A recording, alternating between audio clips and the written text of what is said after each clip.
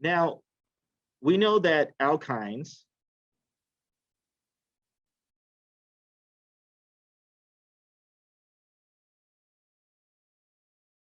are going to be a triple bond. Wait, Dr. Henry, did we finish last chapters?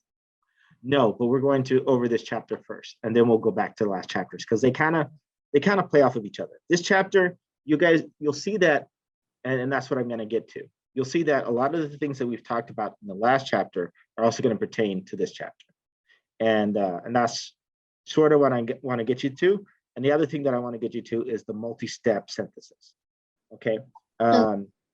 Excuse me. Yeah. Okay, I get it. Okay.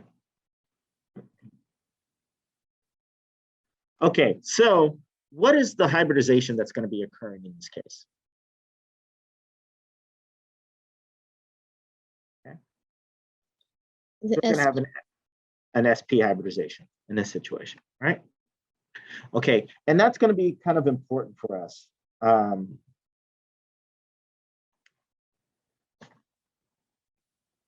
So for us to kind of understand. Okay, so now let me introduce you to some of the alkanes. So we have a few of them that are naturally occurring. And by the way, I have handouts for you guys for this chapter. If you guys have time sometime this week, if you're going to be on campus, what I'll do, I'll sit them out. I don't know where. I'll put them in Mesa. Yeah. I'll send them out at Mesa. So since somebody should be around. Okay, so these are some of the naturally occurring alkenes or alkynes. And so like we have a lot of them that are going to be associated with various poisons. So we have the capelin, which is a fungicide. We have I can't even say that one. It's chithotheorin, which is a convulsant. And then we have anthenianine, which is just a class of anti-cancer drugs. Now, we also have ones that are going to be synthetically made as well. So we have ones that occur naturally and ones that don't. And so, for instance, the one that is a convulsant, that one actually comes from a poisonous frog, right? So, don't be licking frogs as a result of that. And it naturally occurs as a protective agent for that frog. Okay, so we also have the ones that we synthesize. So Sinovel and Superdol, so often drugs that we're often going to be using for various things, are also going to have the alkyne or that triple bond component in it. Okay. So as with alkenes, we have to start off with nomenclature. So the generic form for the alkyne is CnH2n-2 if it isn't a cyclic structure. And then if it is a cyclic structure, it's CnH2n-4 as a way of generically doing it. So we're going to talk about primarily the systematic name or the IUPAC nomenclature. Then we'll talk about the common name. Okay, so similar to nomenclature that we've done prior, we know if there's two carbons, it's going to be based upon the carbon chain that we're working with. There's two carbons. In this case, this guy would be called ethine. Okay, or its common name is called acetylene. Okay. If there's four carbons, and then let's say the triple bond is located at the very first, between the first and the second carbon, then we have to say where that triple bond is located, right? And then in that case, this guy will be called butyne. Okay, it will be called 1-butyne. So in this case, its common name would be called ethyl acetylene.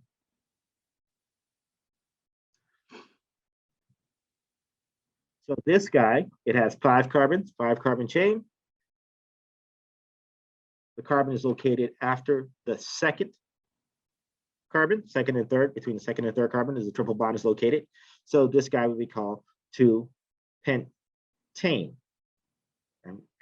Pentine, sorry. Okay, and the name for this guy would be called ethyl methyl acetylene.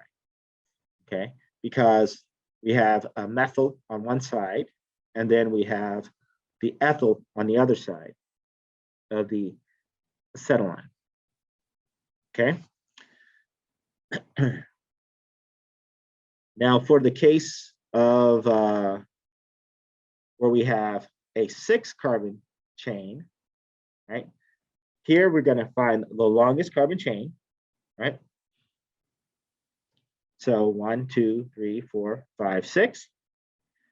Okay, so in this case, this guy would be called 4-methyl 2-hexanine.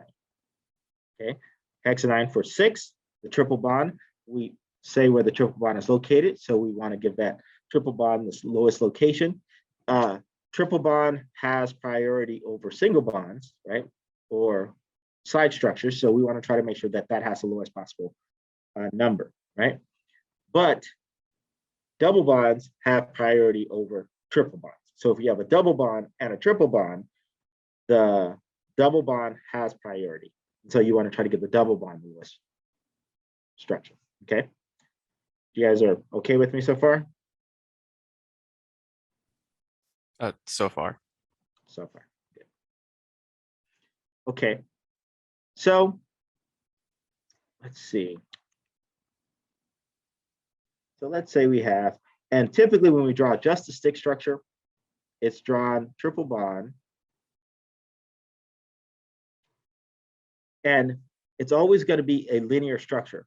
The triple bond between the carbons, those 2 carbons, it's going to be a linear structure because you're going to have a hydrogen hanging off of it, right? It's only going to have 1 attachment at most hanging off. Okay, so it's always going to be drawn in a linear fashion. And then after that, you could have your branching or your, okay. So what would this guy be called?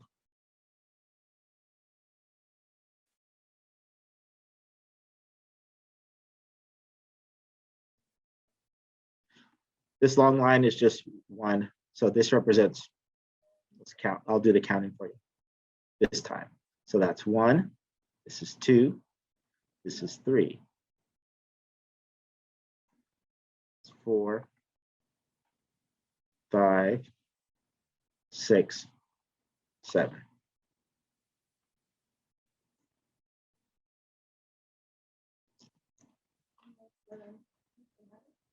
Yes, let's do the systematic name.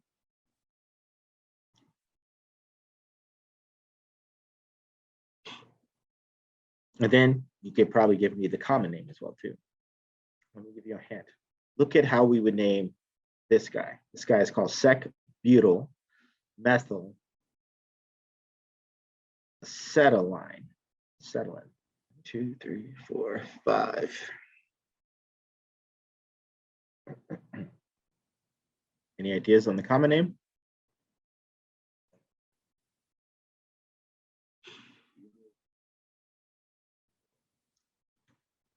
Can it be will it be sec-butyl, or would it be, how many carbons are there in that sec? So there's 1, 2, 3, 4, 5, 6. So would that be butyl? Okay. So you're saying it would be sec,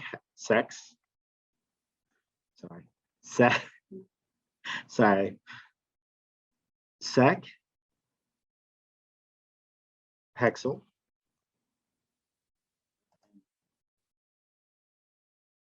Why wouldn't it work?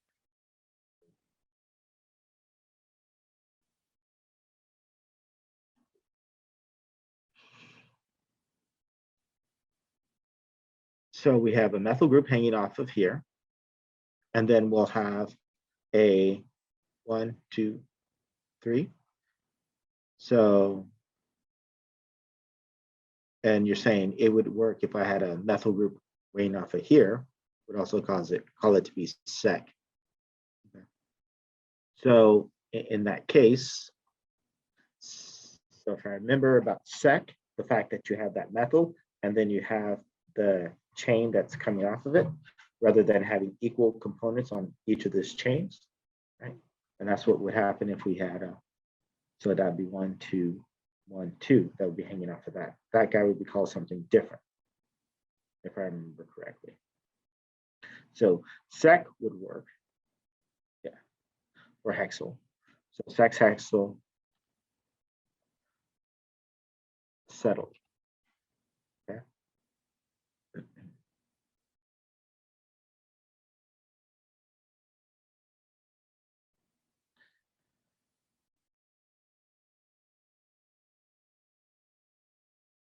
Okay. Questions?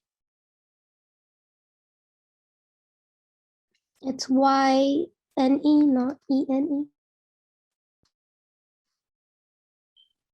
Or No, that, it's E and E, because acetylene is the triple bond, is the common name for the triple bond.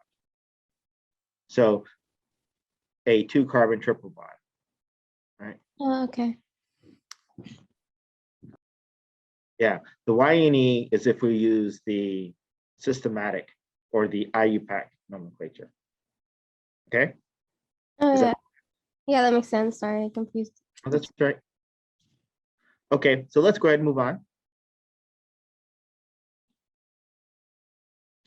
Okay, so more nomenclature.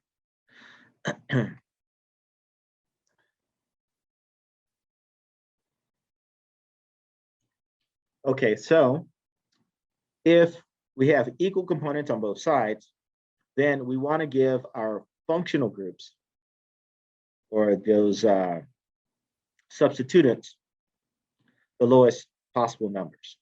Okay, so in this case, longest carbon chain, 1, 2, 3, 4, 5, 6, 7, 8. If we count it from both sides, it's 1, 2, 3, 4 this way. That'll be 1, 2, 3, 4. So it goes both ways. So then in this case, it won't matter where that triple bond is at. It's always going to be at the 4th position, right? So, but then we want to try to give our functional groups the lowest numbers, okay?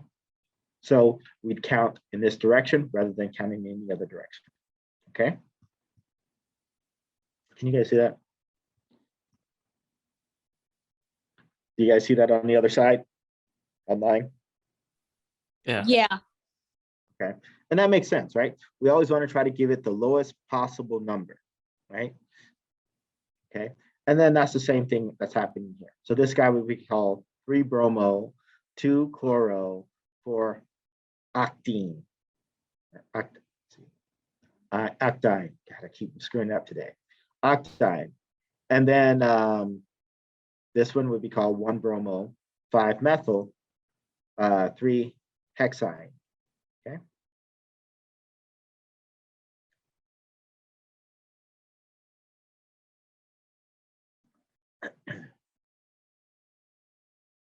Okay. So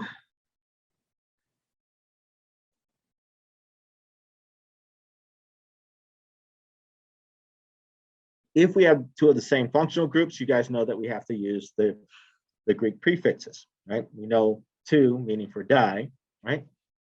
So in this case, this guy would be called propadiene,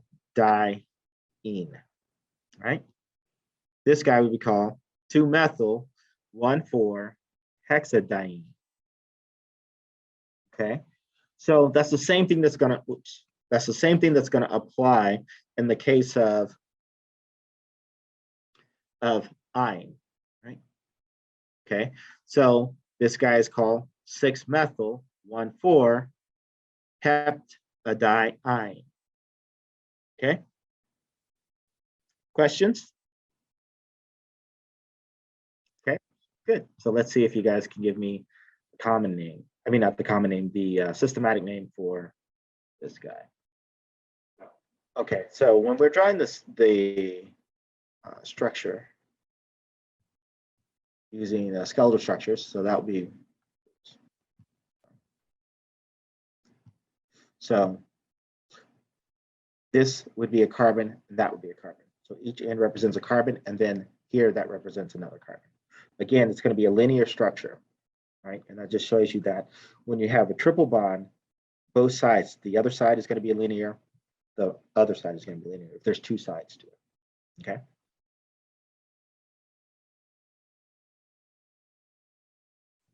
Okay. I'll let you guys figure that out. Okay, so Sampula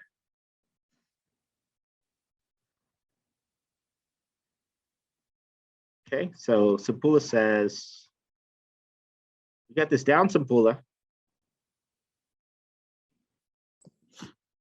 I'm not sure if I counted the carbons correctly.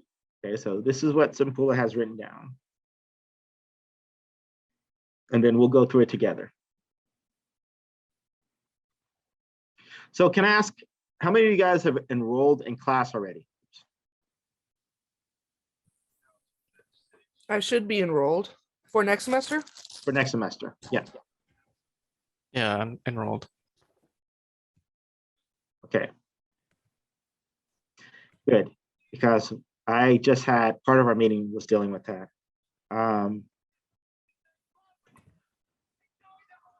So if we don't get all you guys that are enrolled this semester enrolled to next semester, there's a possibility that my class could get canceled. And so, so we want to make sure that we get everybody enrolled. And if you guys know anybody else that needs to take OChem, what's that? Oh yeah, that's right. Yeah. 5 classes in that back over there in that corner.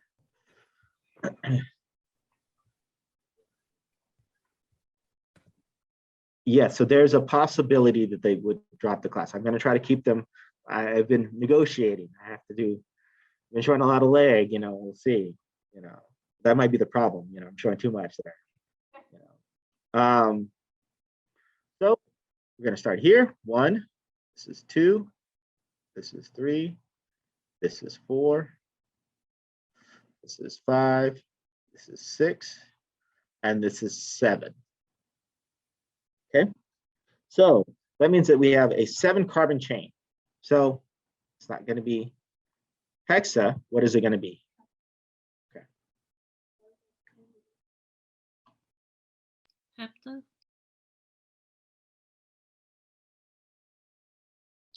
Wait, why does the beginning start with 2, but then it ends with 3 carbons?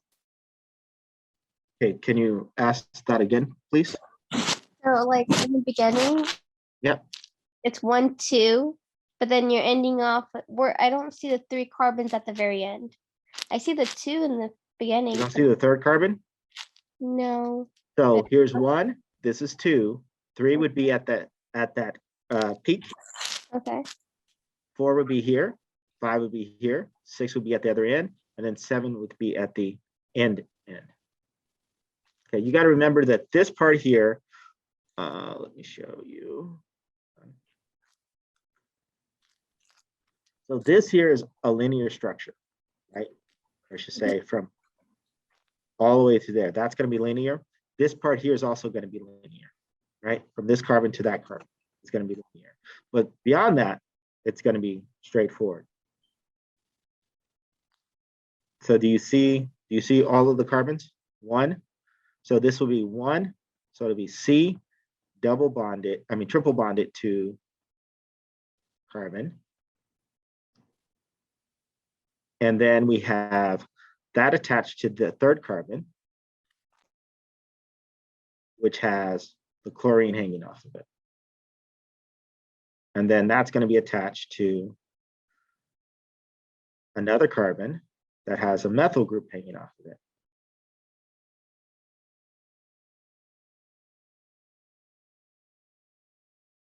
And then that's going to be attached to another carbon that's triple bonded to another carbon, which is going to be attached to another carbon. Okay. Do you see it now? So then Yeah, that's a total of 1, 2, 3, 4, 5, 6, 7 carbons. Okay. And then, so you guys notice that here we can put the numbers in front, right? We can also put them within the structure itself, right? So we can also call it, that's what I get for being lazy, huh? Okay. And so both answers would be correct. Okay. Are you guys clear on that? Good. Yeah. Yeah.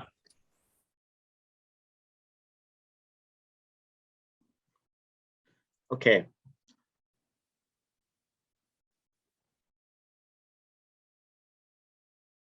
So, as I said, if there's a double bond and a triple bond,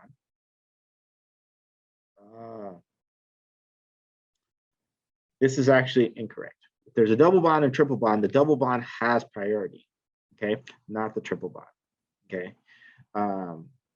So this needs to be switched, okay.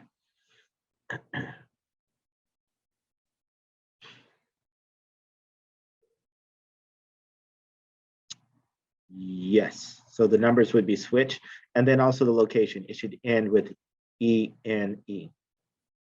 Okay. So, and I need to make a reference to that on the book.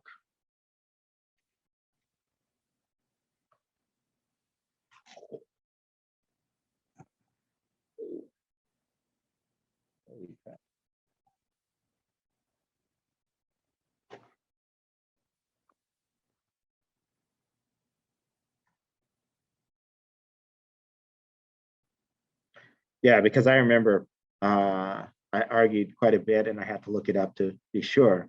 And IUPAC, with IUPAC nomenclature, it's triple bond, then double bond has priority over.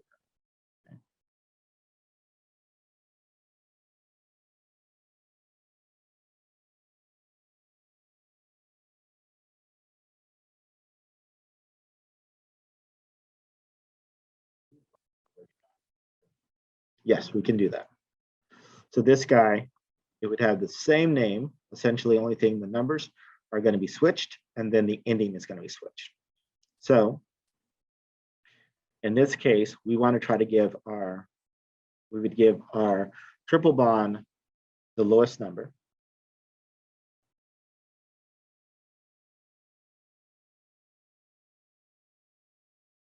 So then that would be,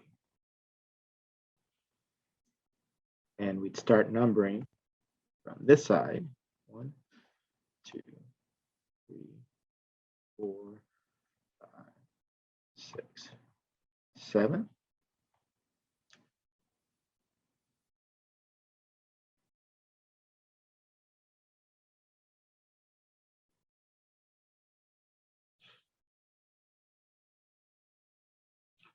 So this guy would be called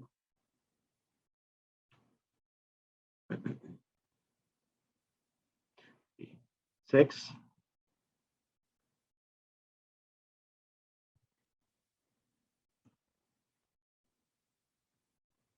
Heptine dash 3.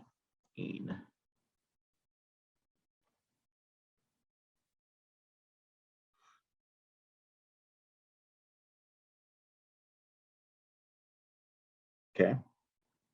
And then this guy would be called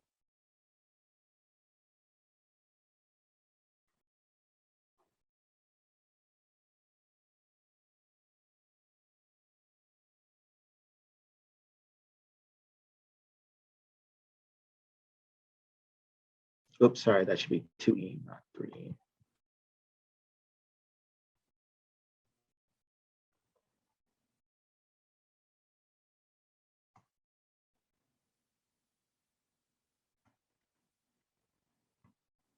Okay. And then this guy would be called, actually correct. This would be the correct way, almost correct way of writing it. Only thing, you put the "ene" at the end instead of the "-ine." Yes. So the double bond has priority over the triple bond, according to IUPAC nomenclature. So your book has to be corrected. I need to send a message to them.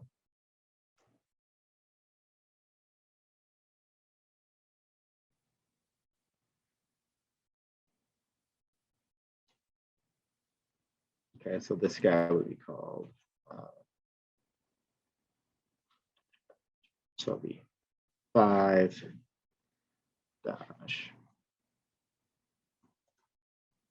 heptine dash 1 ene.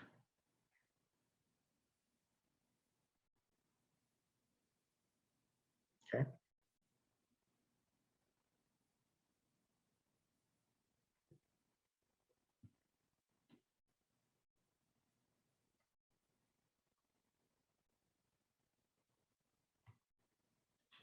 So if there's a tie, they're both located at the second position, the double bond has priority over the triple bond. So the double bond gets the lowest priority. It has priority. Okay. And so since it has priority, it should have the last name. Okay. And that's the thing that they made a mistake here. Again, the same mistake. Okay. So this guy would be switched.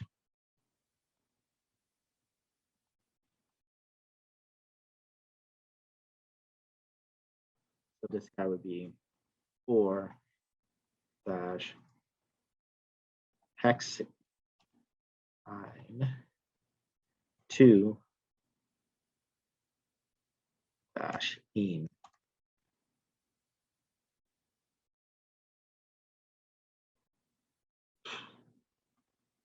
Okay.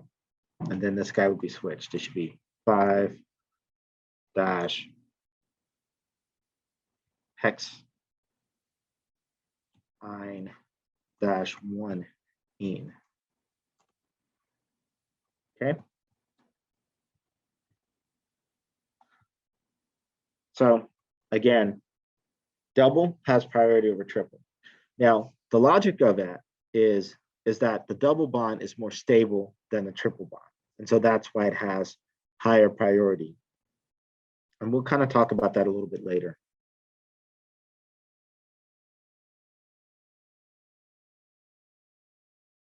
Okay. Dr. Henry, so then will stability always have priority? So yeah, it's thought that your elements that are more stable typically have higher priority than the ones that are less stable. And so if you think about your alkylide halides, those guys are less stable than, let's just say, your regular carbons, because they're going to want to react with stuff, right? Because they still have that alkali structure, right? And that's also why they have to be separated from, in terms of waste, from other organic material. Okay.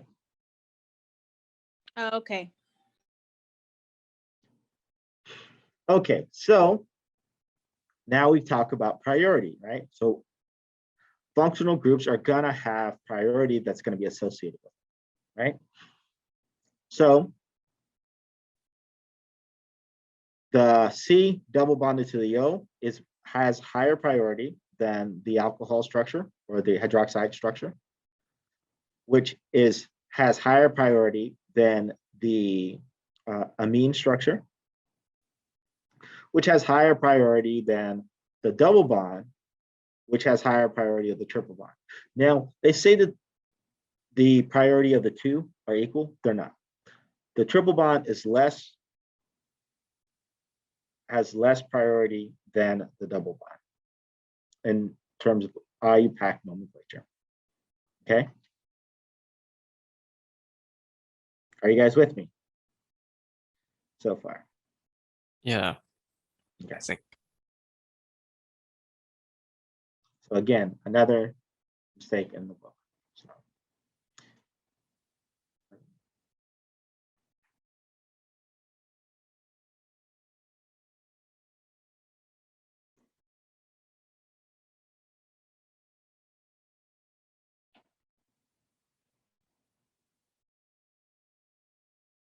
Okay.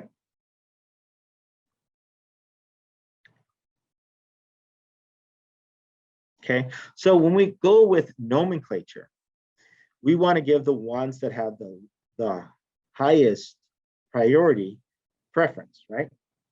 So we want to give them the lowest number. Okay, are you with me so far? So in this case, alcohol has a higher priority than the double bond. So then we would start, the first carbon would start here. This would be my second carbon. This would be my third carbon. Okay. You guys with me? Good so far? Right? So then this guy would be called 2-propene 1-ol. Okay. Rather than the 1-propene 3-ol. Okay. Because alcohols have priority over double bonds.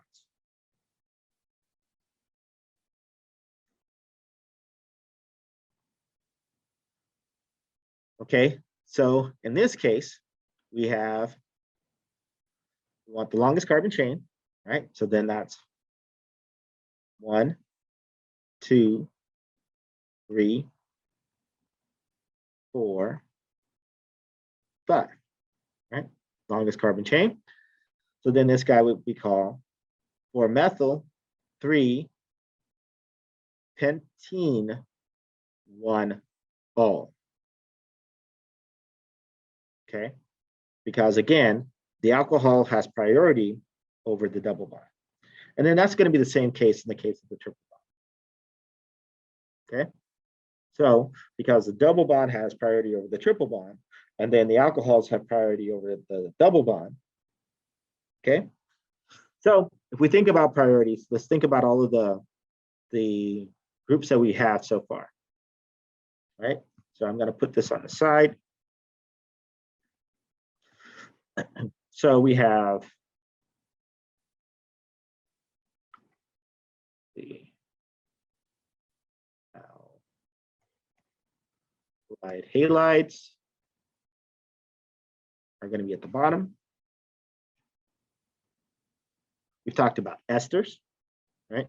Then we have our esters, not esters, sorry, ethers. Okay. Then we have our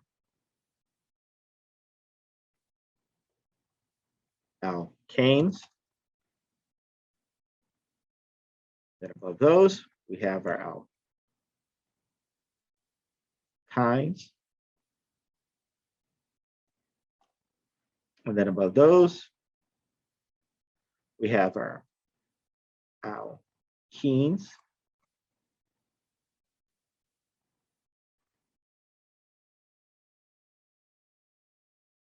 Then above those, we have our amines. Then above those, we have our alcohols.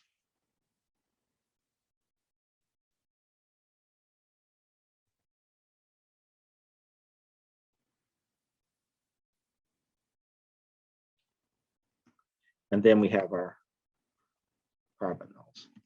So those are going to be our ketones and all the ones that we have the double bonds on. So those guys are going to have priority over the others. And there's a priority with those as well too. And we'll get into that once we get into that area. Okay. So how are you guys feeling? So basically, I'm just recapping what we've talked about in the last slide.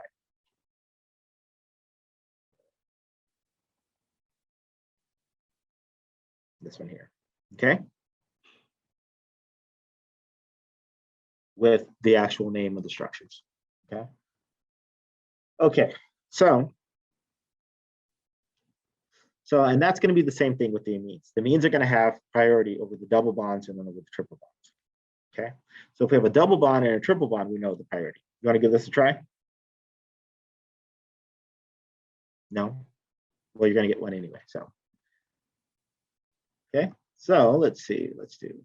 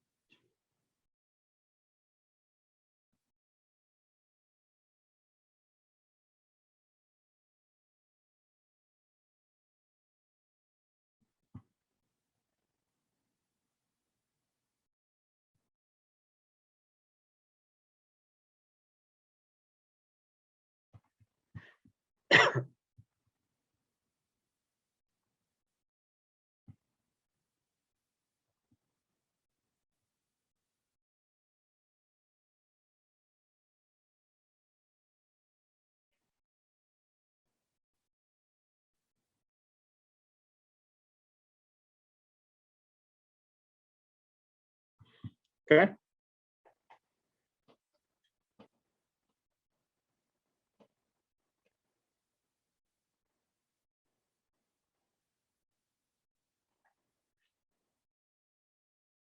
Okay, so what will we name this? So, and you guys kind of got lucky because next year, this class is going to be it'll be a 5-unit class instead of a 4-unit class. So that means that your lectures are going to be longer next year. Well, not your lectures, the next group lectures. Yeah, yeah. I have to change the curriculum. Yeah. Yeah, I'm crying about it already. That is incorrect, Jessica. Who has priority, Jessica? So I'll show you. Doesn't the alcohol have priority? The alcohol has priority. So this is what Jessica wrote, and so we'll discuss it as an example. So we know that the alcohol has priority. So we want to make sure that the alcohol has the lowest number, right? Okay, so, and this is what Sapula has. Then we'll compare the two. Okay, so if we go with the lowest number, so then that would be, oops, choose a different color.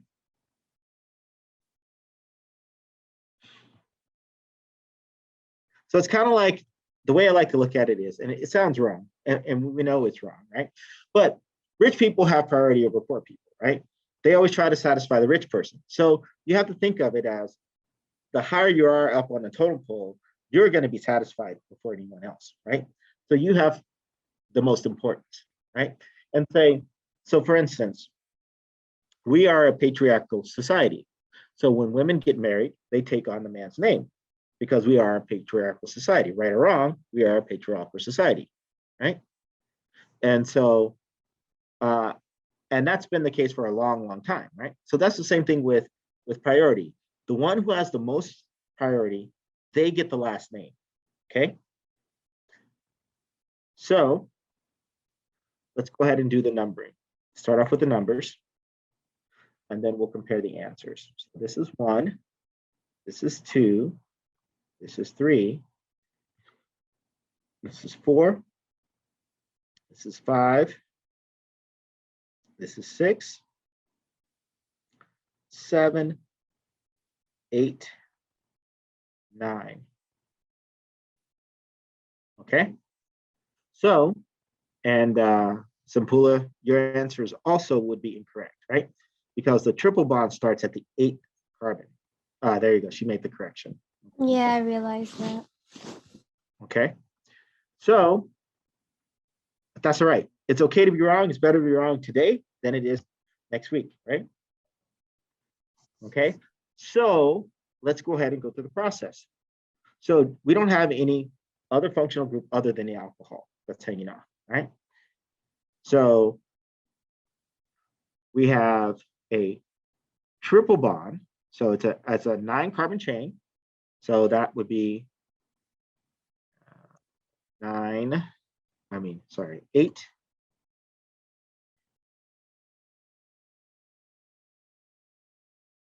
dash no 9 dash. We have a double bond on the 5th carbon.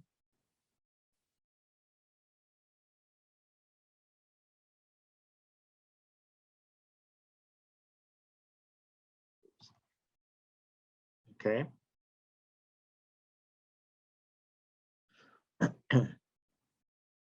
And then we have an alcohol on the 2nd carbon.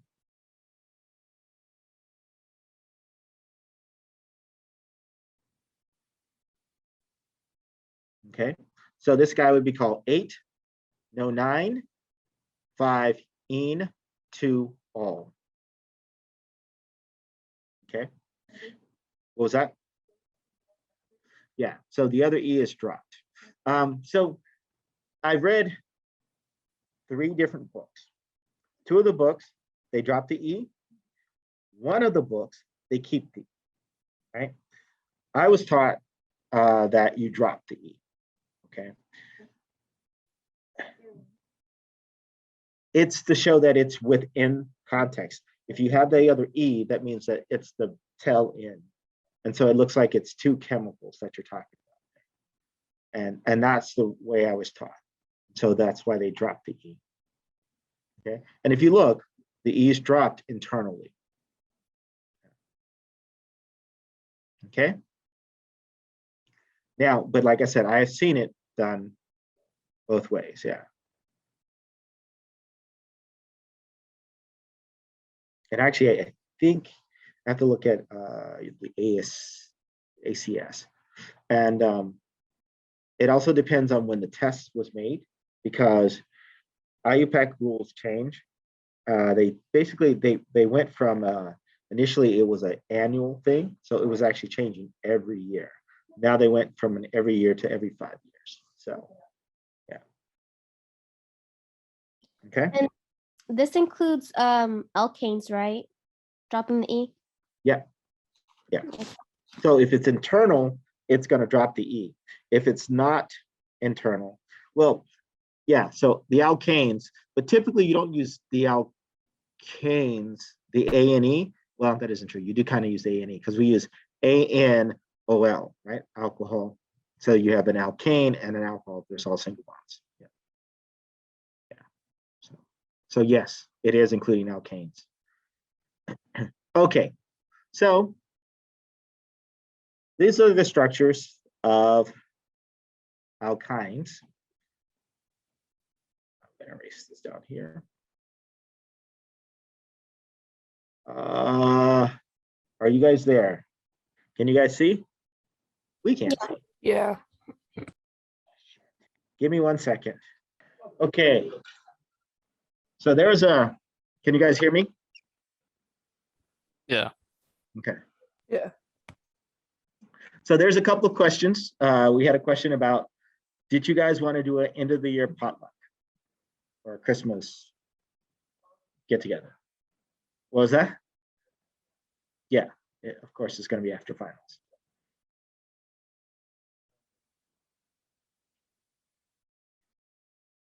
Yes, no, maybe?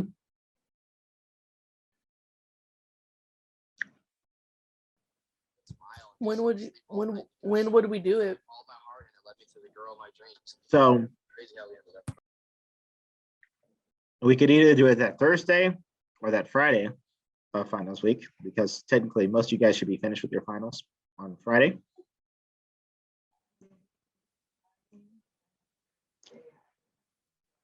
Okay. So Friday.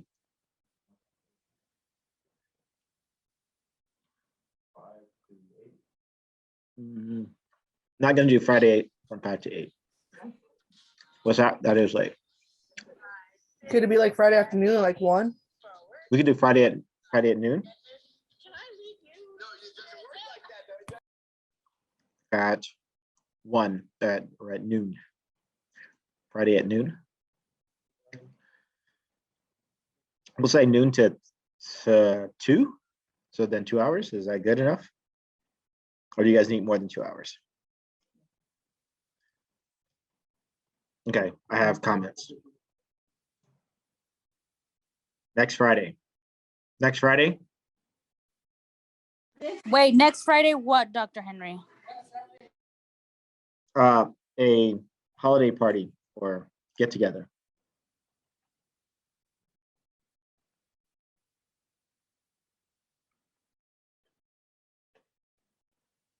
Oh, yeah, I mean, sure. Because you have your final and your practicum on Wednesday. So, yes, the 17th. Does that work for you?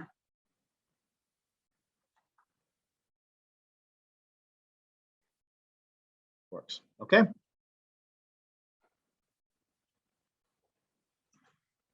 Sounds good.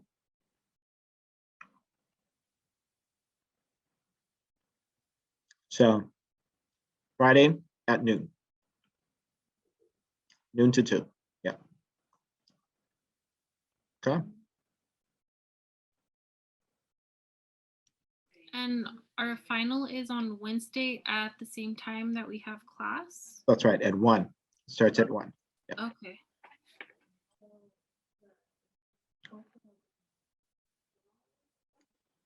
So the exam is multiple guess. It'll be, I believe it's 15 minutes. You guys, I'm sorry, you may have, I'm sorry, you have an hour. You have 50 questions, I believe. And that's going to be the ACS, right? Hold on 1 second. I can tell you exactly. Okay. Okay, so I apologize. It is 70 questions, and you have an hour and 10 minutes. So almost 2 hours. 70 questions, and it's an hour and 10 minutes. I mean, sorry, not an hour. It's almost 2 hours. It's 2 hours and 50 minutes. 70 questions in 2 hours and 50 minutes.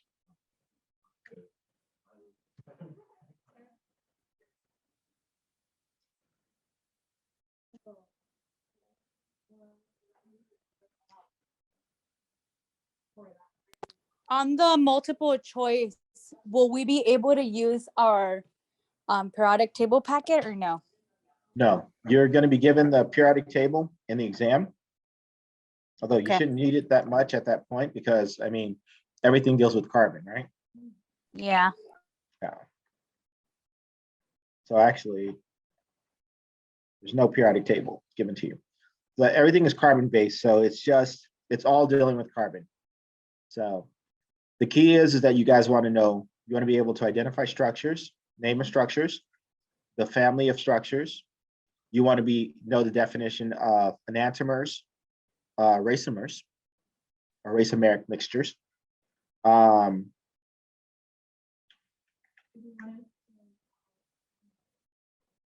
Yeah, I'll put together a study guide for you guys. Oh my gosh, that would be awesome. Yeah. This is curved, right? What was that? This is curved. Yes, this will be curved. There are a couple of items that we haven't gone over, like radicals. We haven't gone over those in this class. We're going over them next semester. Although so far, there's only one question that deals with that. Everything else.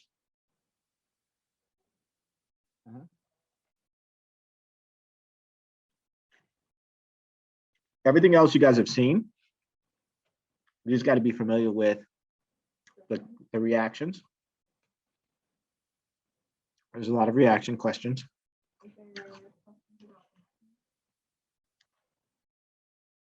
Yes, Like acid-base reactions or just reactions in general? reactions in general. So so far you guys have talked about, we call them addition and elimination reactions. That's the generic. Yeah, you're adding something and eliminating something, right? So if you're eliminating something, you're making double bonds, right? If you're adding something, you're breaking double bonds or triple bonds, okay?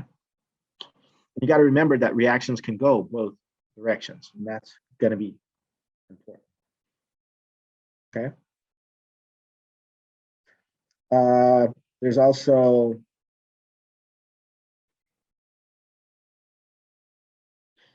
NMR, which you guys haven't gone over. So we haven't gone over that.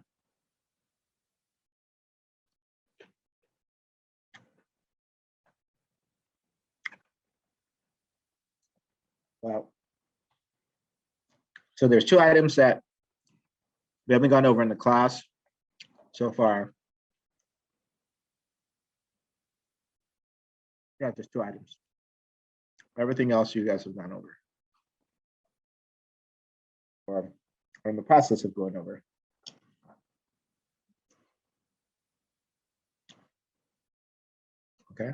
Will you be present tomorrow at the library? Yes, I will be present tomorrow at the library. So I'll be there from 5 to 10. Yeah. 5 to 10, yeah. And I think Sampula had a question on the chat.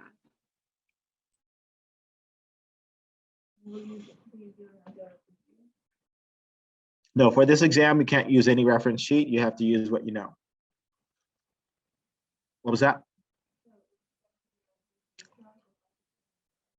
Yes, I'll pull together a review tomorrow from 5 to 10 at the library. And it's very funny, although it says that it's supposed to cover alkenes, it has no alkenes on here. It only has alkenes. I mean, I'm sorry, no, it doesn't have any alkynes. It has alkynes and alkanes. I mean, sorry, alkenes and alkanes. I can't talk.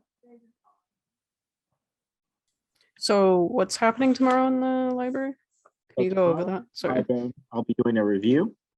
I'll be there from 5 to 10. 5 to going 10. over stuff. I was that? assume PM, right? Yes, Okay. yes, I would assume PM too, because I would not gonna be there at 5 in the morning. Yeah, I'm not a morning person, so. Like you guys, but not that much. Fair enough.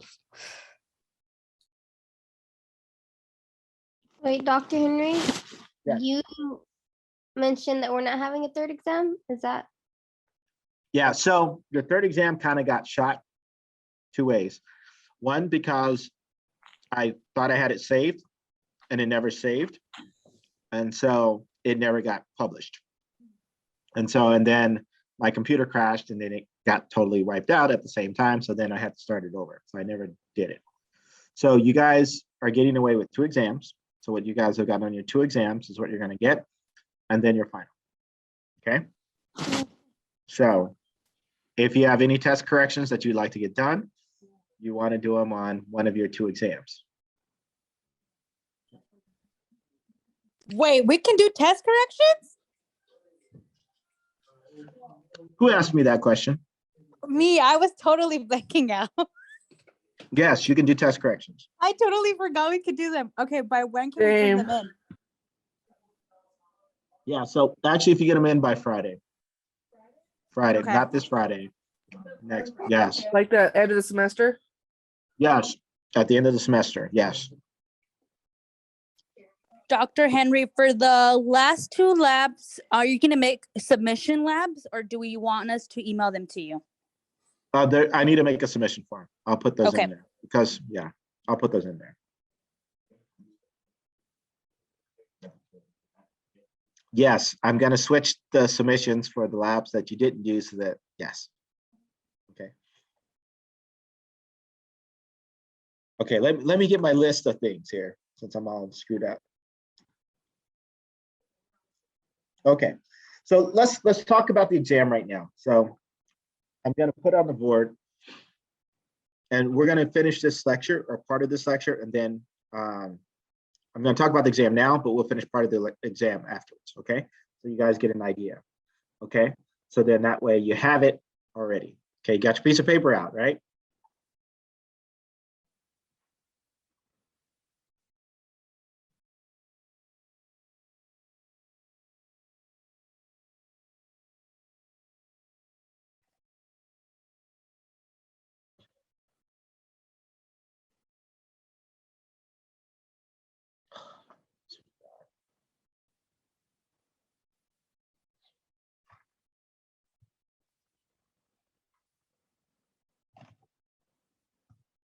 Okay, so this is what you guys need to know for the final.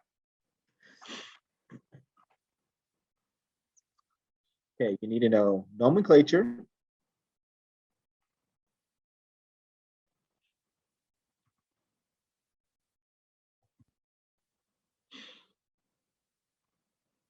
IUPAC.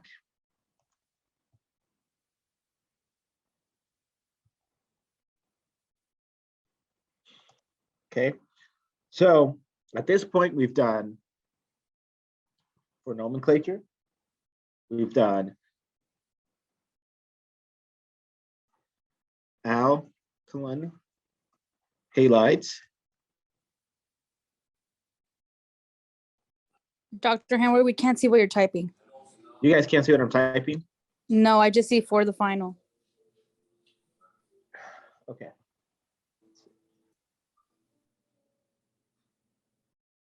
How about now? Can you see anything now? Nope. This has been a hell of a day, isn't it? Maybe stop sharing screen and then share it again. Zoom. How about now? There you go. Yeah. Okay. Yeah. It's like a rule. Everything breaks down at the very last minute. Okay, so we have alkaline and halides. Can you see as I type?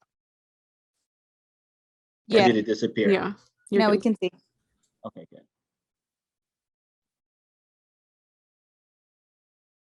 We have alcohols.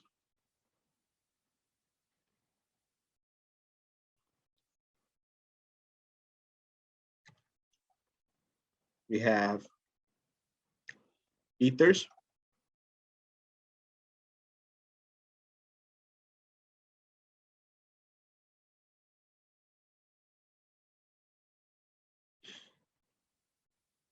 We have alkenes. I say alkanes.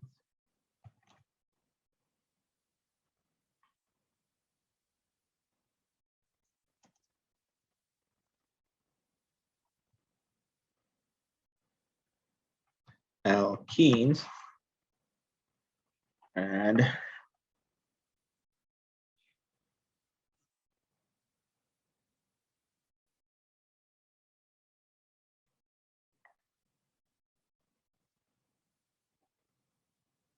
see.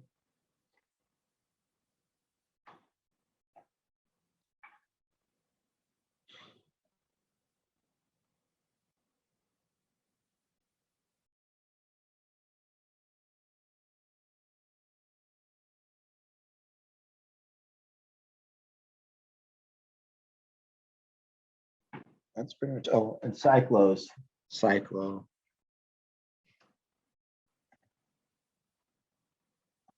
Cyclo.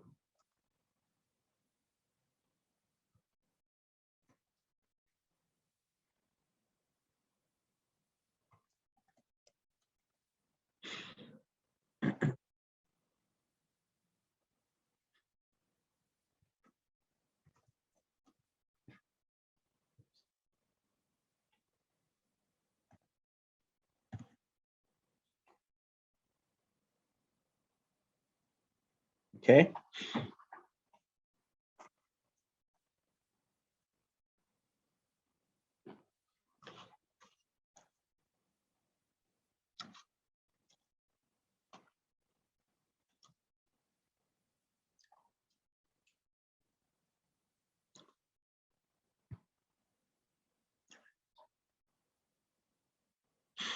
Okay, we have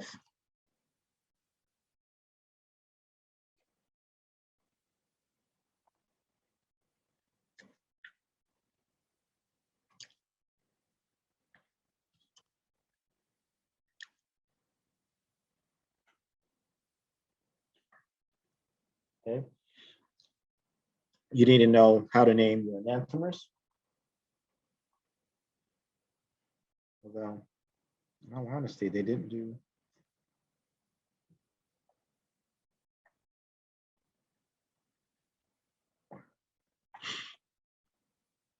There's one.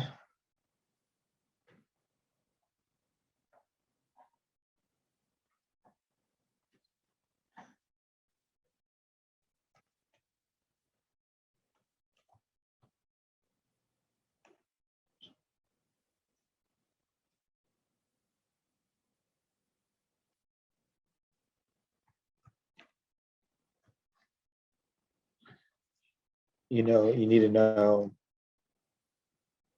definitions of your isomers, the different types of isomers. You need to know racemeric mixtures.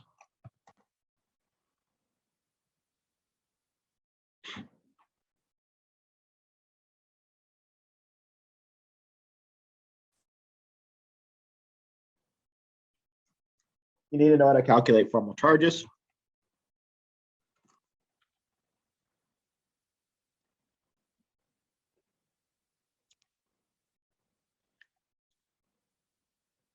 Oops. You need to know the rate law for kinetics.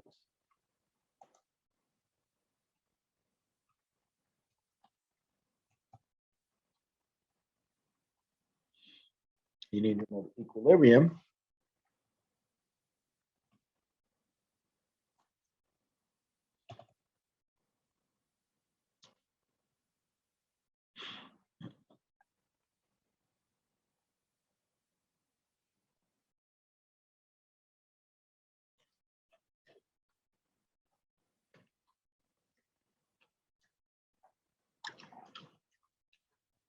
Remember projections?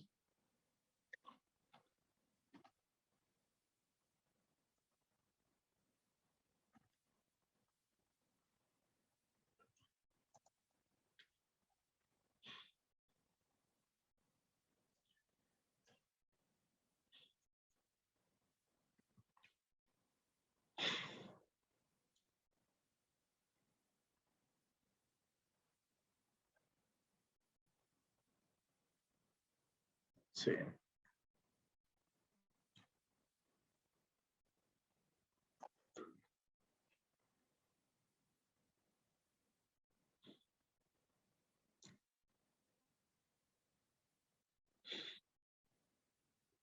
You need to know orbitals, or let's say hybridization.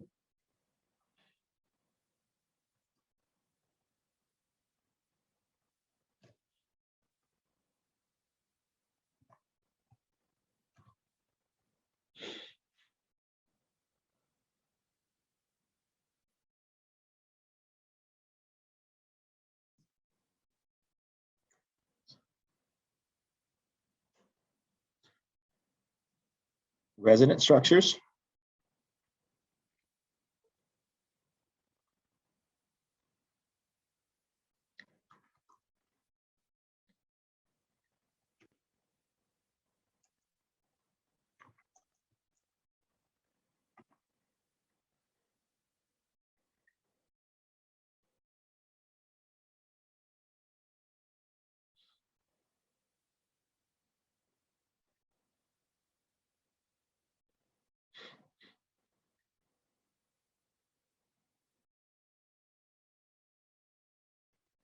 Bronsted basis, Bronsted acids.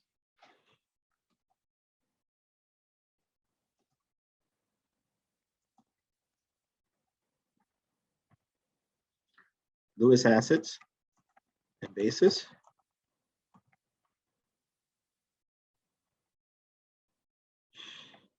Electrophiles.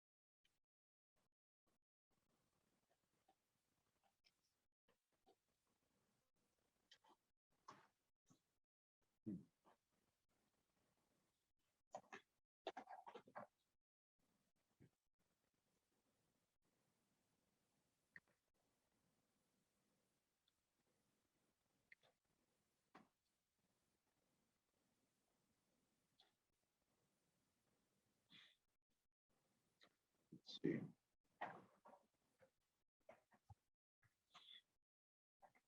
Carbocation. And that's formation and rearrangement.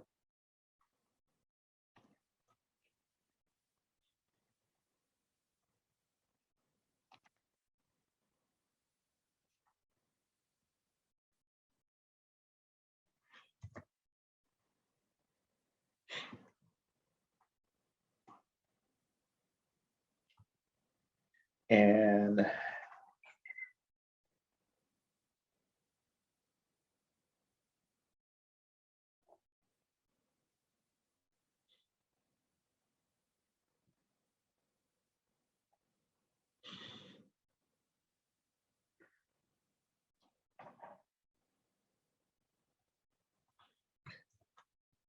call it addition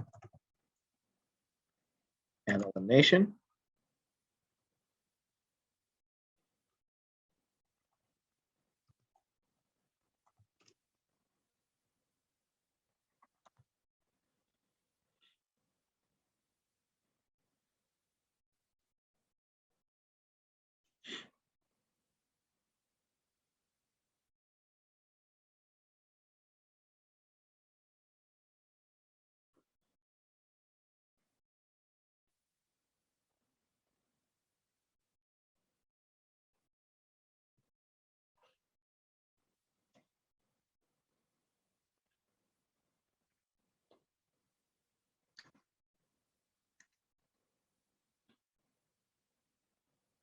I think we covered.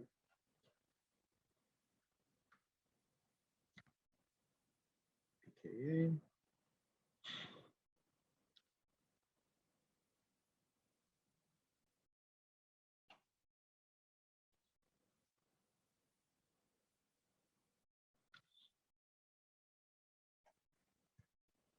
Let's see. Identifying strong acids.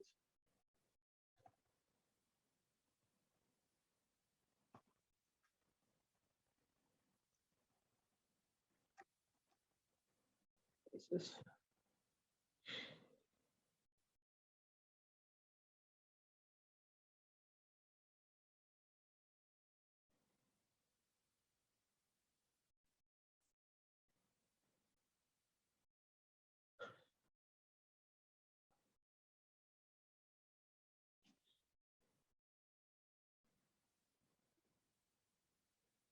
Stability.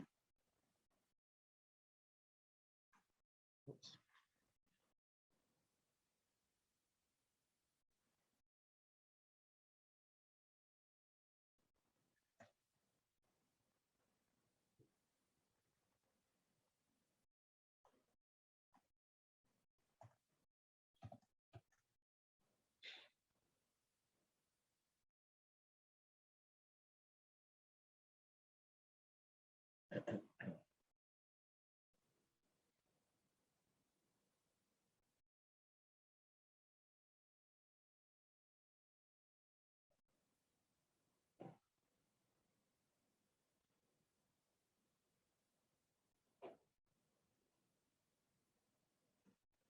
Okay.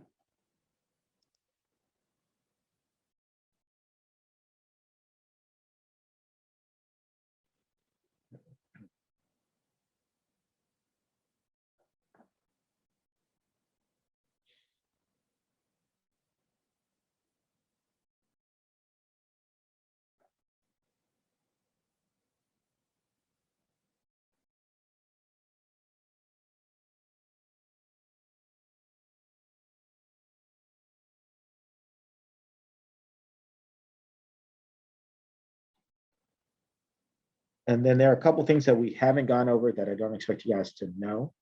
One of the things that we haven't talked about is the SN1 and SN2 reactions. We've talked about them briefly, but we haven't gone over it in a lot of detail. And so I don't expect you guys to really know that. You're not expected to know the NMR. That's going to be an exam. If you get those answers right, that's perfect, right? But if you don't, then don't worry about it. NMR.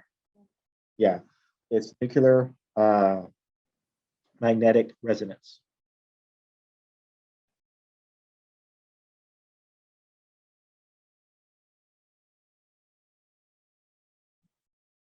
Dr. Henry, Yes. do you have anything written underneath addition and elimination reactions? So addition and elimination reaction is just basically a lot of the reactions that we've done, they're considered addition and elimination, right? So when we add things to the double bond and we split the double bond, right? So that's an addition reaction. Okay. So, and there's a couple of those. In one case, we could add, let's say HBr, right? So if we're adding HBr, we're adding the hydrogen and the bromine. So that would be an addition reaction. Somebody had some questions. Oh, yeah.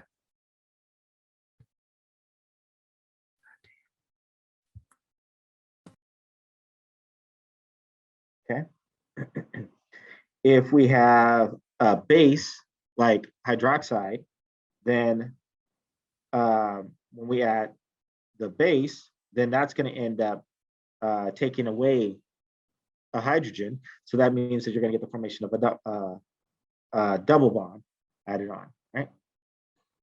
Or could, yeah. It's 5. It'll say 5.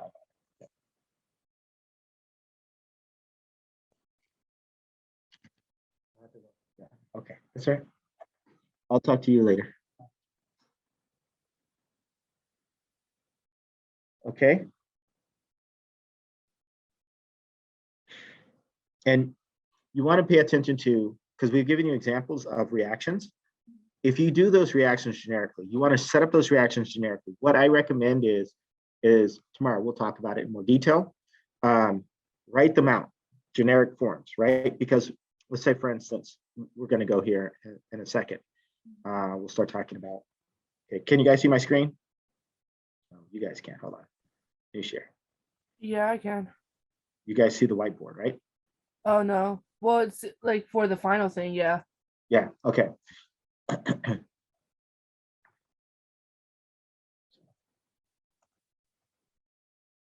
Okay, so right here, this is an example of an addition reaction, right? That's why we call it addition, right? We're adding it. We can also, elimination means that you're getting rid of something, right?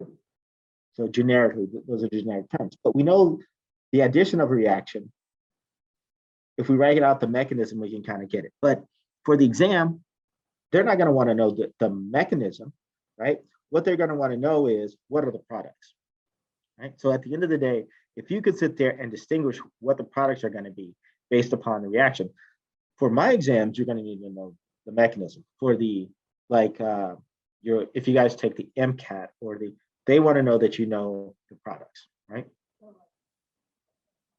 Yes, and they want you to be familiar with the terminology, right? So let me give you an example. So like one of the questions on the exam asks is, which is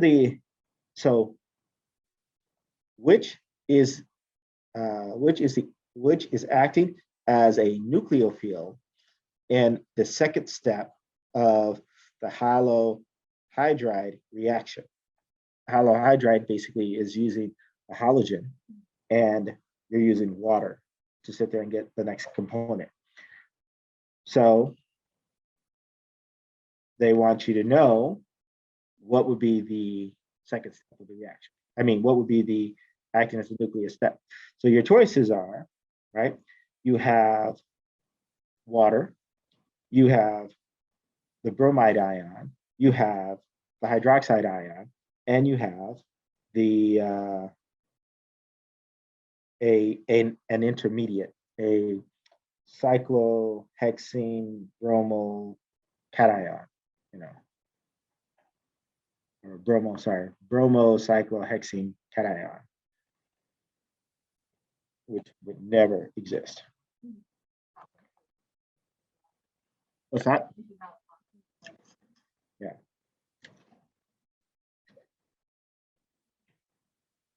And so, and we actually talked about the halohydride, adding bromine gas and water, right? We've talked about that before. And so we know that that bromine gas is going to add, it's going to break that double bond that's in the product. And so you want to write out those reactions generically. And that's what we want to do. We want to be able to write out those reactions generically and be able to identify what is going to be the nucleophile, what is going to be the electrophile. Okay.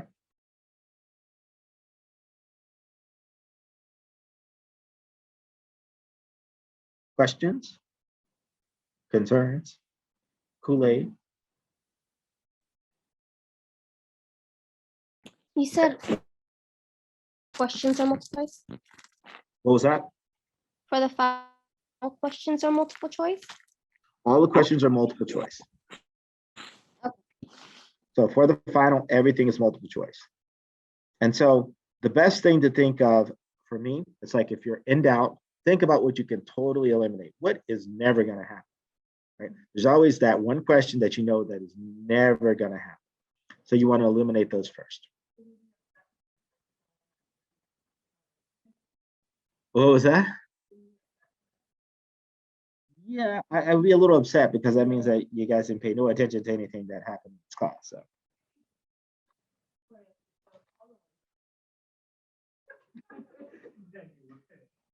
Yes, that would answer that question.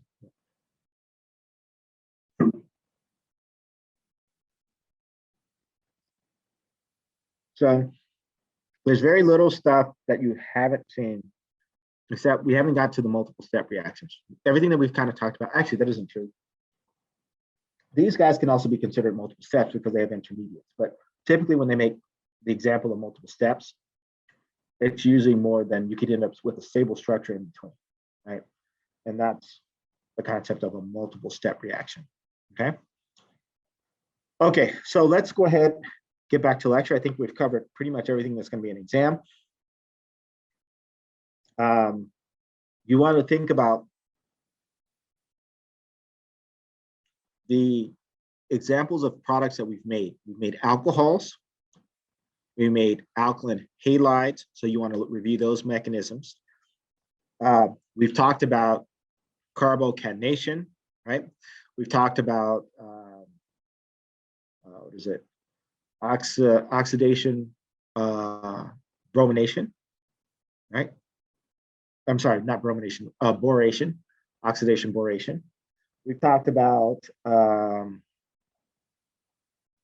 me write those on our list too here.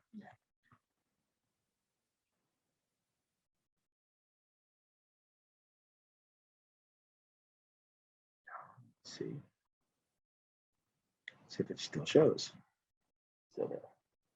It's all fucked up. Of course.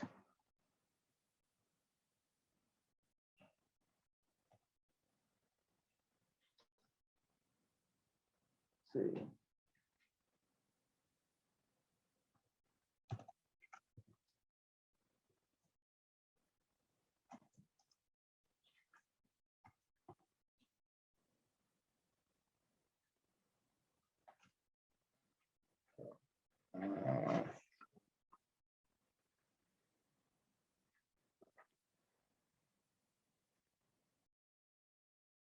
We talked about acid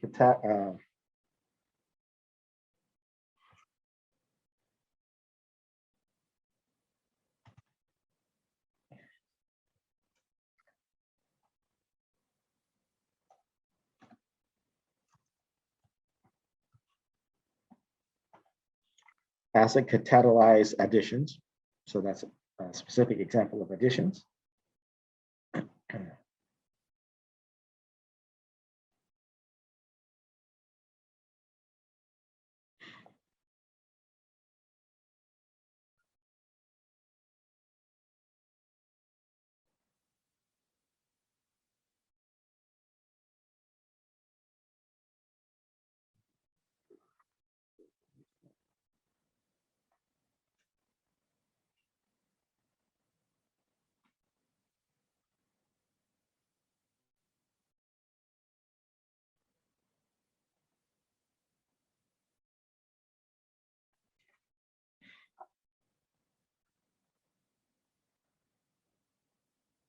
We got one major one. Molecular geometry.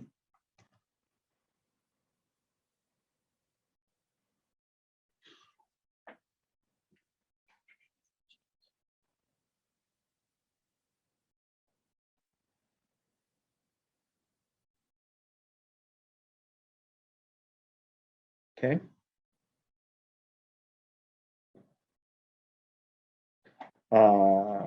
So do you guys remember the definitions between Z and E?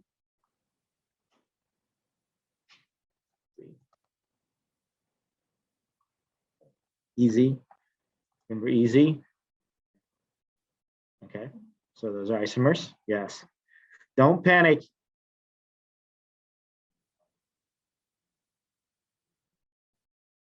You guys know the difference between cis and trans, right? They're also isomers.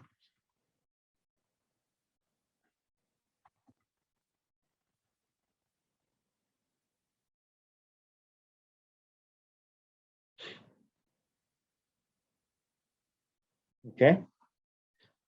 You know the difference between R and S.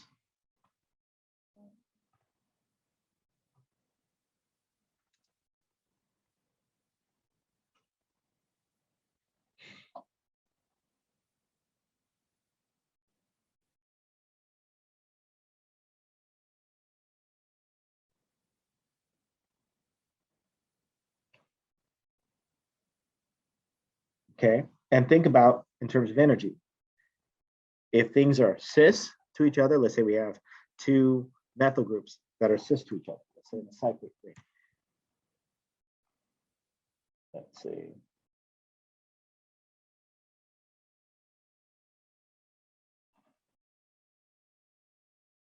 This is a horrible drawing.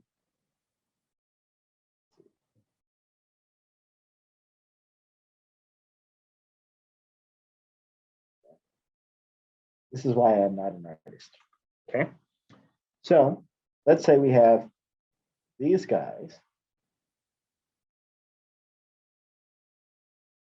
that are cis to each other versus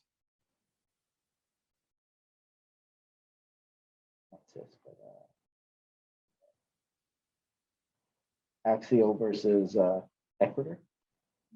So, okay, which one is going to be lower in energy?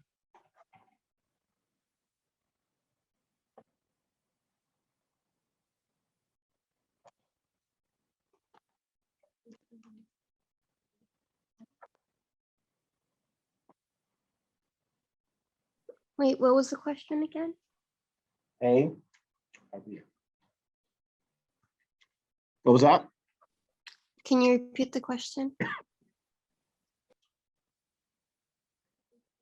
Which one of these are going to be, excuse me, which one of these are going to be lower in energy? More, Lower or more? lower in energy. Thank you. Too bad. Lower in energy.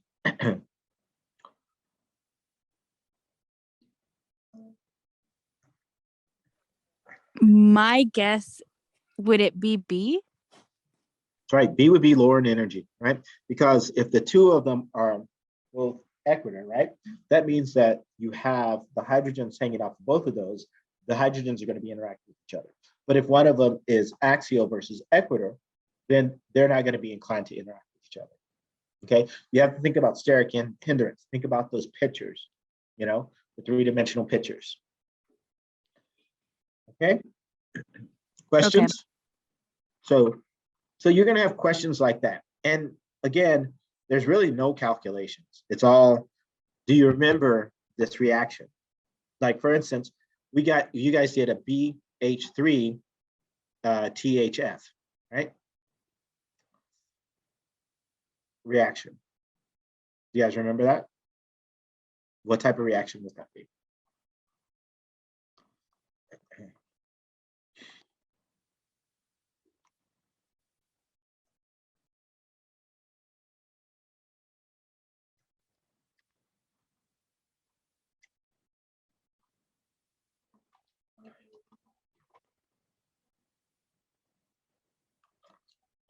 That was it?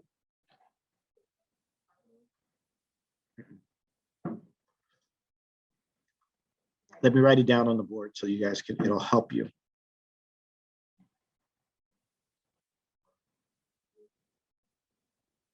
BH3 THF.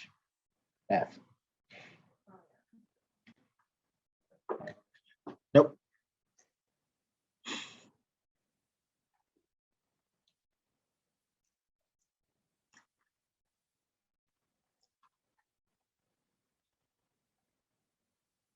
Talked about it last week. I think.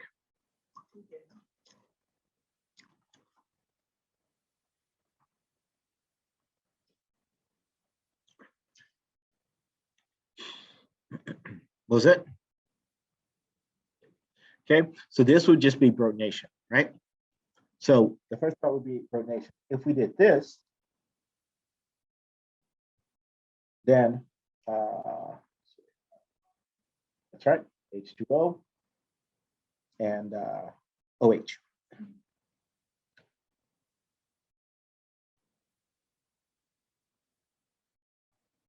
Okay, the first part is protonation. This would be protonation oxidation. Okay, so if we have this reaction, and let's see, let me add a page.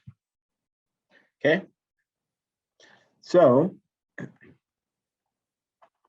would these give you the same product? Would they give you diastomers? Would they give you constitutive isomers? Or would they give you enantiomers? Would it give you the same product, exactly the same thing? Would it give you enantiomers? Would it give you diastomers? Or would it give you constitutive isomers? What was that? The last one? That is correct. Yeah. The last one as well. And so really, all it is just, if you remember your reactions, kind of get an idea of what your reaction should give you, because we know that this one here is going to do what? What is that going to produce?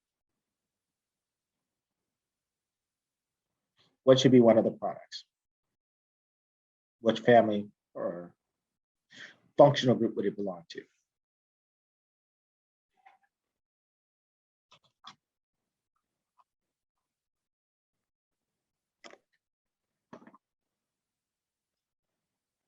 Is it gonna have an extra methyl? Something? Is it going to have an extra methyl? No. No. Nope. Let's see. Nope. No extra methyl. What was that? It's going to break the double bond. We know that the double bond is going to be broken. Okay.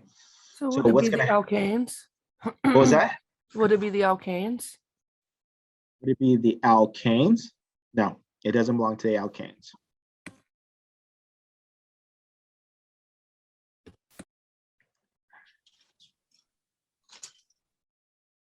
But well, sort of.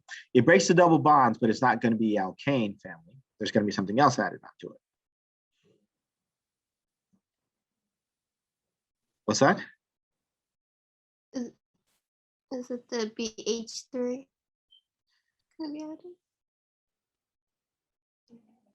Well, we know that the BH3 is just acting as a catalyst. We're going to end up with that coming back, so we're not going to worry about that component of it. Oh, so hydrogen? I'm just guessing Nope. here now. I know. Would it What's create, that? would it have a cycloring? Did you say that last one? An alcohol. So you're going to get a hydroxide because that OH, right?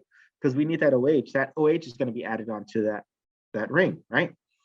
So we're going to get the formation of an alcohol, right?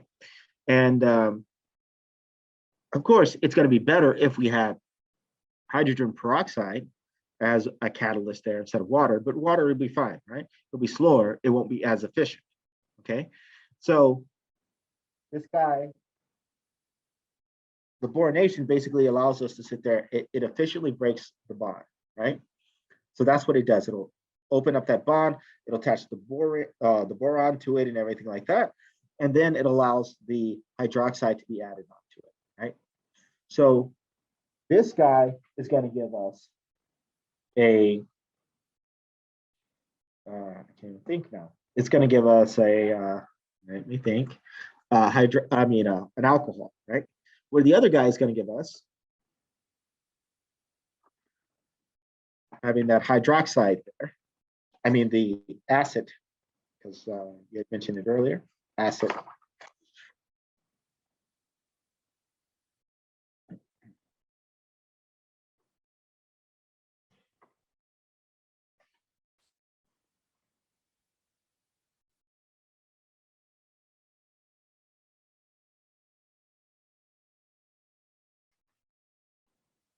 why don't we just go over it? That'll be the easiest part. So let's go over the next part and then we'll talk about like questions like this, because it's from the last chapter. We've talked about it briefly. Actually, we talked about it, but I'm going to talk about it some more.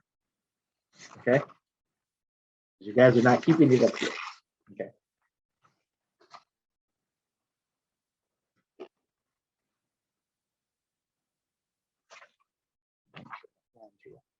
Oh, yeah.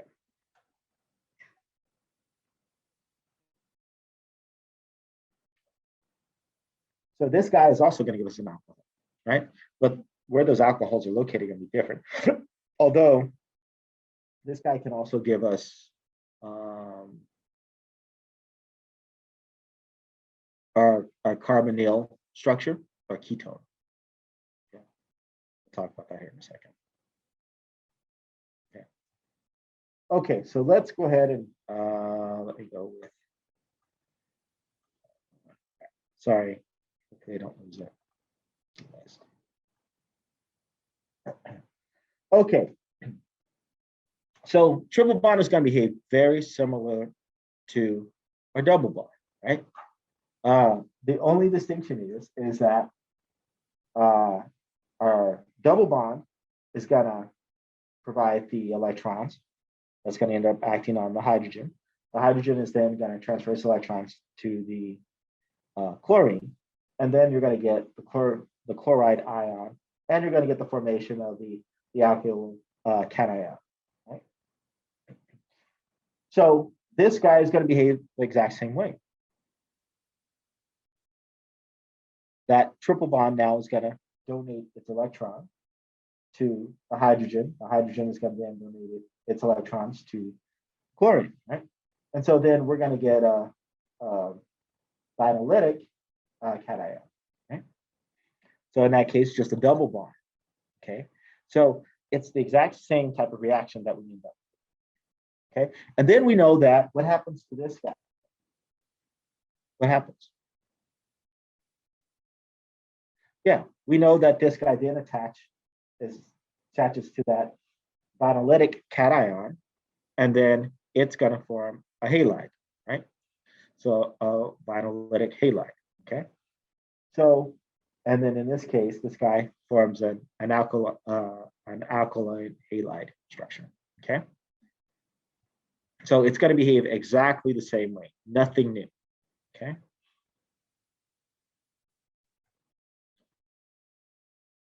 So if we talk about stability, right? So relative stability. Right? So before we kind of talked about this. In this case, the tertiary carbon cation or carbon cation, right, is more stable than the secondary, right? Okay, and then the secondary and the primary guys are going to, I'm sorry, the secondary bionylitic cation is going to be about the same as a primary, right? And then the primary bionylitic cation is going to be less stable than these guys, but it's going to be more stable than the bionylitic cation in general, okay? So least stable, most stable, okay? And we can see the single bond has the best stability. So when everything is single bond, it's going to be more stable, okay? In terms of the carbocation, okay? Does that make sense?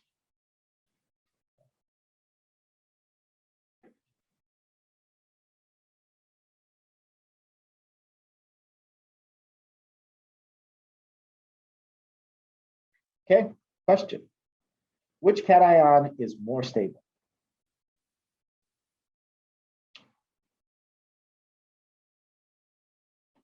The bionylitic cation or the primary cation?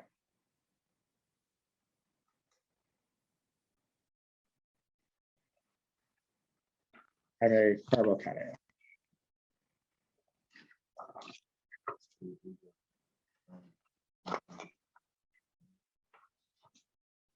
It's more stable? What was that? Are you sure?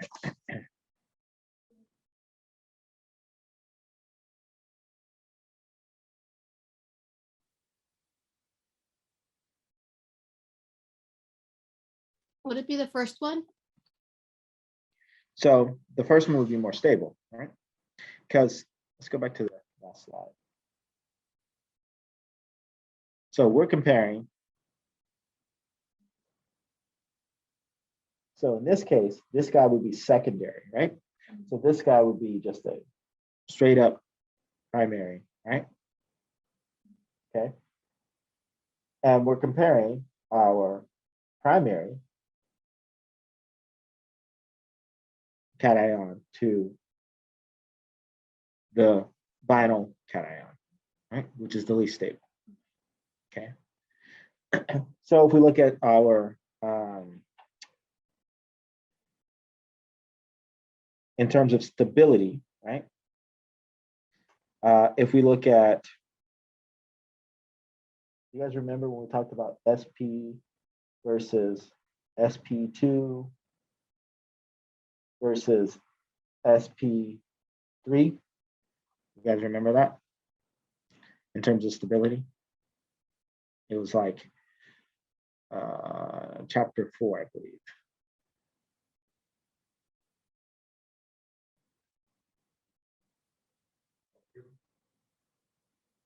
Okay, so you're saying SP3 is more stable, yeah? And the SP3 is going to be more stable, which is going to be more electronegative. SP2 or SP3? SP2, okay. Then SP3 is going to be less, which it means it's going to be a little more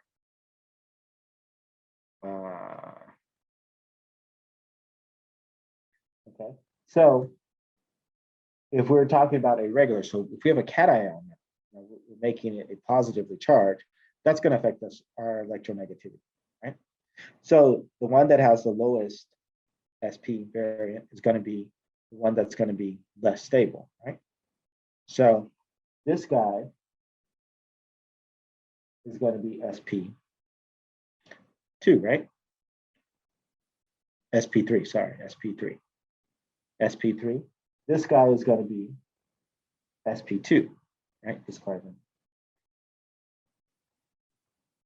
Okay. So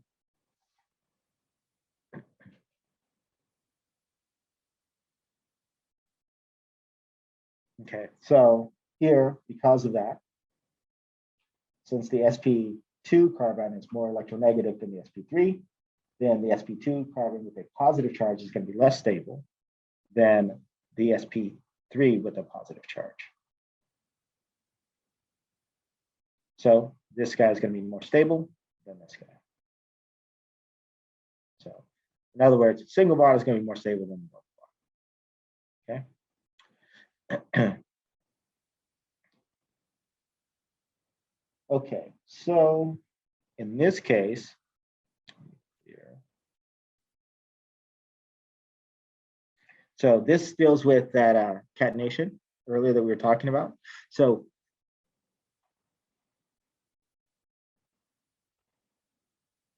partial positive, partial positive, partial negative. So the hydrogen is going to be interacting with, so the double bond is going to be transferring its electrons. The triple bond is going to be transferring its electrons to the hydrogen. The hydrogen is then going to be transferring its electrons to there. And so this is considered to be the intermediate. This is going to be what we call a pi complex, right? Because it's still, you have a pi bond present and it's going to be connected, right? So that's going to be an intermediate, which we know is going to be less stable, right? That intermediate. So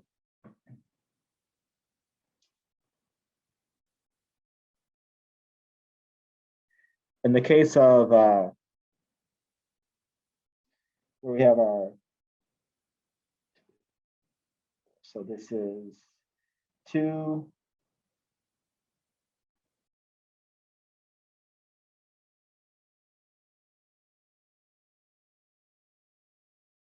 2-butyne. Okay, so in the case of the 2-butyne, the triple bond is going to transfer its electrons to the hydrogen. The hydrogen is then going to transfer its electrons to the chlorine, right? So then we're going to get the formation of that hydrogen is going to happen first, right? And then this guy is going to be charged, right? Initially, the intermediate is going to be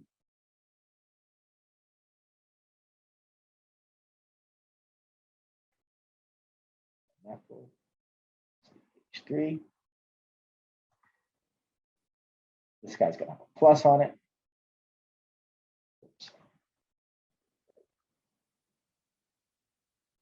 H3 plus. Okay.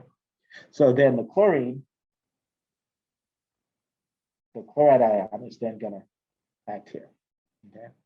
So stability purposes, these guys are going to be in our Z structure, right, compared to each other. So we're going to have Z, 2-chloro, 2-butene in that formation. Okay.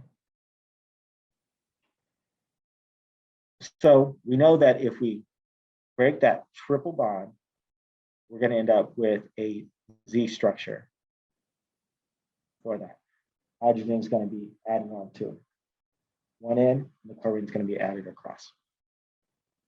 Okay.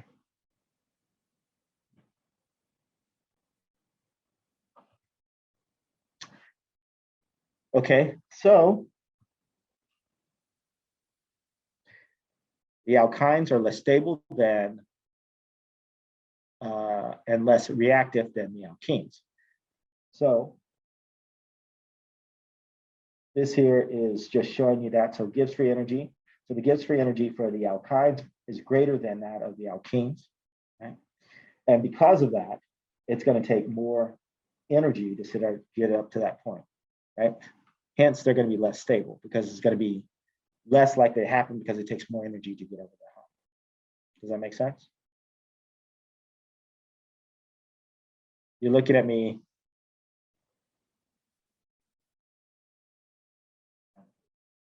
You're trying to figure it out. Okay, so when we look at the Gibbs free energy, it's all about energy. Whether a reaction is going to happen or not is going to be based upon energy, right? And here, this is the alkene. This is the alkyne, this is the alkene.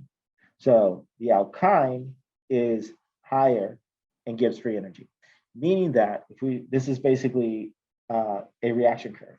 So this is the energy that it's going to take us to get up to form this pi complex. This is the energy that is going to take us to form the alkaline cation, right? So this guy takes more energy, right? If it takes more energy, it's going to be less reactive because it takes more to get up to that point than it would be in something else. Let's say if we had a reaction, let's say we had a catalyst added onto it that brought it down to here. This guy is going to have, in terms of energy, it's going to take less energy as a direct result, right? That reaction is going to be more likely to happen. This reaction is going to be, in a sense, it's going to be more frequent and it's going to be more stable, right? Okay. Where these guys would be higher in energy, right? So the alkene is going to be more reactive than the alkyne because of that energy gap. Okay.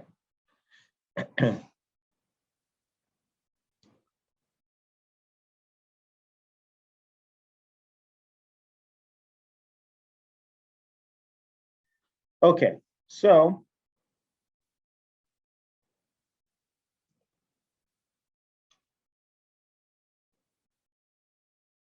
so again, here we have the hydrogen,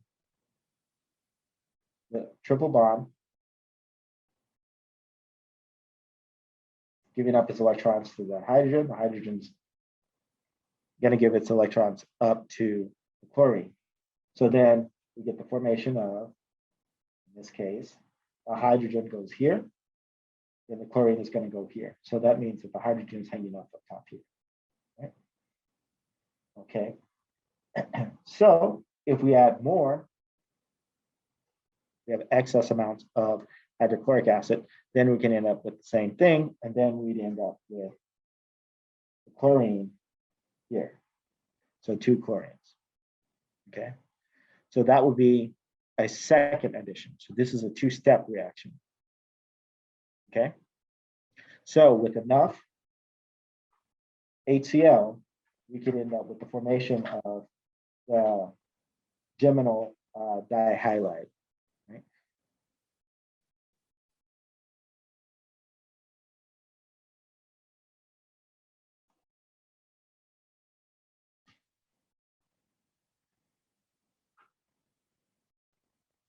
Okay. So in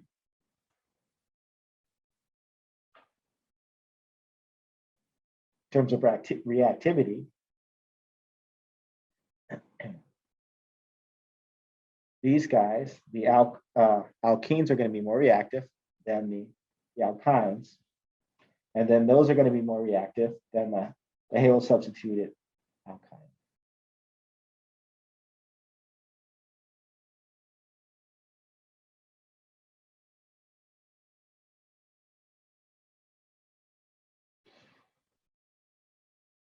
Okay.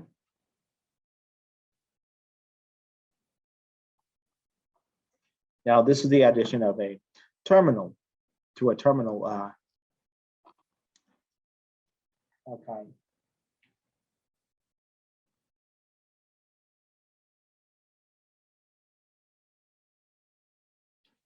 So again, same process. The only thing now, the chlorine is going to be added to the internal,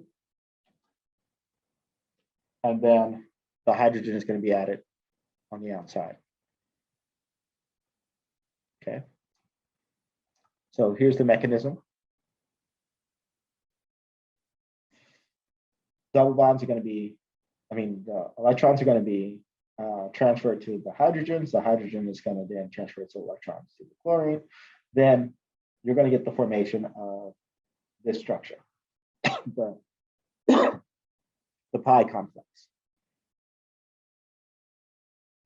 So this chlorine is then going to come along and then disrupt this complex. So the chlorine is going to actually bind here next to the remaining hydrocarbons. And then the hydrogen is going to bond here, right? So then we're basically going to disrupt this. The hydrogen bond is going to form here. This, okay, if we take a look, electrons are going to be transferred here. These guys are going to be transferred here, and then the possibility of transferring there, which is going to transfer to that chlorine. Okay? So it's going to be like a 2-pronged assault. You're going to get the formation of this structure, your pi complex, in addition to that chlorine that's being generated by this initial process. Okay.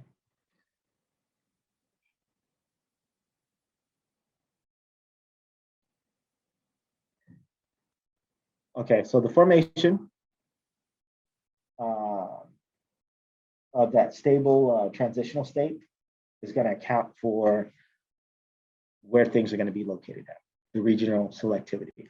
Right? So the secondary carbon, somebody's there. Let's see, what time is it? Are we over? 3:48. Okay. Okay, Abby, I'll see you.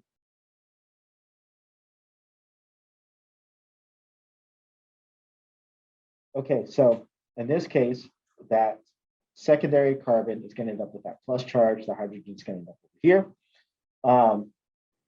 the chlorine is going to end up here. So this guy's going to be a more stable state because we knew that earlier, that internal carbon that's next to the hydrocarbon is going to be more stable than if we had the cation located here, that plus charge located here, right? You guys remember that from chapter 5, right? Beginning of chapter 5. What about you guys on the other side? Do you guys remember that?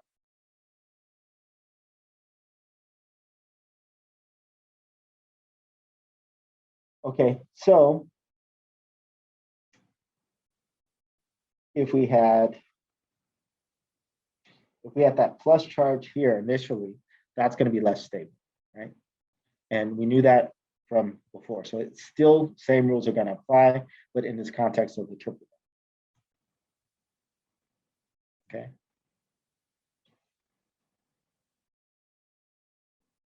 So then the second electrophilic addition, so we're going to basically add on because now this guy is going to behave similar to just the alkene, right?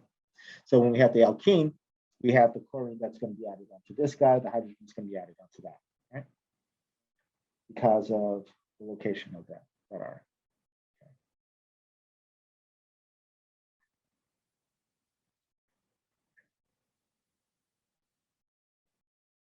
So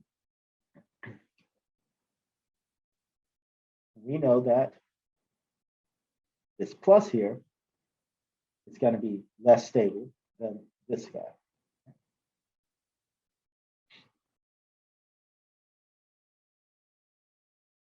Let's see.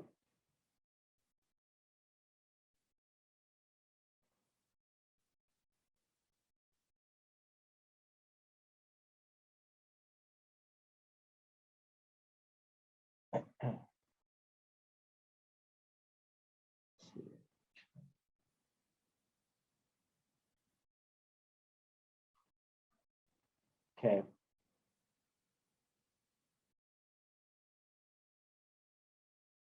So in this context, the hydrogen is going to be added to the less stable carbon, the less substituted carbon. And where in this situation, the hydrogen is going to be added to the H plus is going to be added to the more substituted carbon. Oops. Okay, so under which circumstance could you assume that the less stable of the two compounds is the more reactive compound?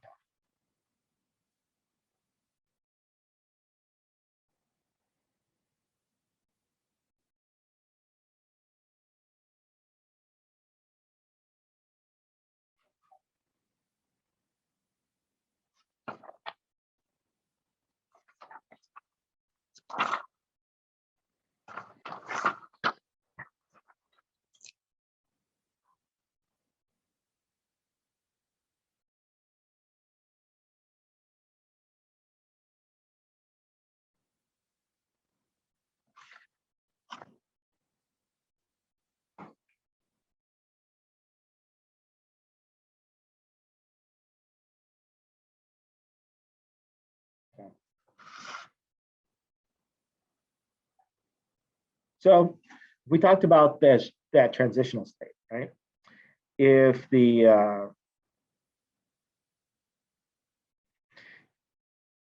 transitional state of the less stable compound is more stable, then that guy's going to end up being more reactive, right? So under the circumstances when the less stable compound is going to be more reactive is if the less stable compound has a more stable transition state, meaning that transition state is going to exist, right? So then that'll allow for that next one. If that transition state is unstable, it's less stable, then it's not going to exist. You're not going to go from unstable to more unstable. You understand? Yes. So when we talk about that energy level, so in other words, you end up with a lower energy level. Okay. And then, or if the differences between stabilities of the reactants must be greater than the difference in the stability of the transition states.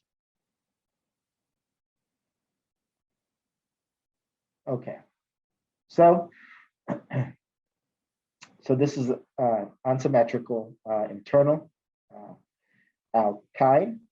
So in this case, if we have excess, extra, the HBCl, we know that we're going to end up with the BCl here, and we can end up with the BCl on the second carbon or on the third carbon, right? So you're going to have both of these existing, okay? If we have a symmetrical one, so here this is a symmetrical triple bond, right? So if it's symmetrical, then it's going to end up on the third carbon as well. But it's going to be this, well, I guess it's going to be on one of the third carbons, right? Both on the same carbon. Okay. So, and this is going to be the case of, in the case of bromine and chlorine and fluorine, because those are strong. Those are going to be strong reactive. When we get to iodine, right, it's less likely to happen. Okay. And you guys remember that because iodine is so big, the ability of it getting in there to do what it needs to do is going to be less likely. Okay. And again, that's if we have excess HBr or if we have excess HCl. Okay. Now, if we have Cl2 and let's say we have a methyl dichloro methane, right? Then in this case, we can end up with the intermediate would be a chlorine here and a chlorine here, okay? And then if we have excess of it, then we can end up with chlorines on all four positions, internally. Okay, so we end up with the double bond forming, and then with excess amount of this, we can end up with the single bond. Okay, Israel, you have a comment? Hey, Jessica, I'll No. see you tomorrow. Okay. Or see you, not tomorrow. Oh yeah, see you tomorrow. Okay, so again, if we have bromine gas and then we have methyl, dichloromethane, then we're going to end up with the bromine forming trans to each other, right? And that double bond. And if we have excess of it, then we're going to end up with an alkane, a halide alkane or bromo. Is it bromo, tetra? No, it's tetra. No, it's one. Let's see, 1,1,2,2 tetra bromo propane.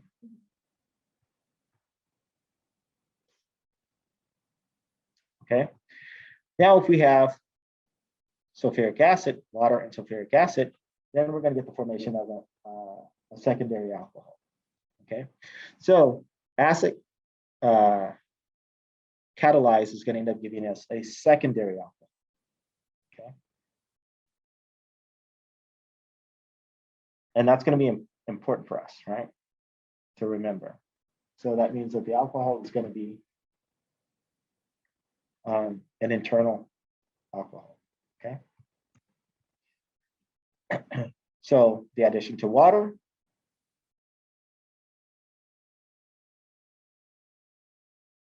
to our alkyne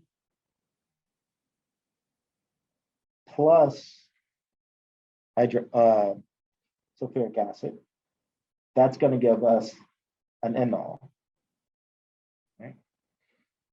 Meaning double bond, and then that secondary alcohol. Okay, but this is going to be able to make a ketone. So the addition of water and sulfuric acid to a triple bond is going to end up giving us a ketone. Okay. So, but again, both of these moieties are going to exist. This is less stable. This is going to end up being formed. Okay. So the reaction is going to be driven in one direction. Okay. But you're going to have the existence of both. You're going to have higher amounts of this guy compared to this guy. Okay. So your alkene with water and hydroxide gives you an alcohol, secondary alcohol. Your alkyne with water is going to give you both an ol and a ketone. Okay. Okay, so the process of going from ketone to an ol in a conversion, this process is called a tautomerization. Okay, so this is considered the enol tautomer. These guys are tautomers to each other. Okay, so going from that alcohol to here, and then so what's happening in this situation? We have two things that are going to be happening.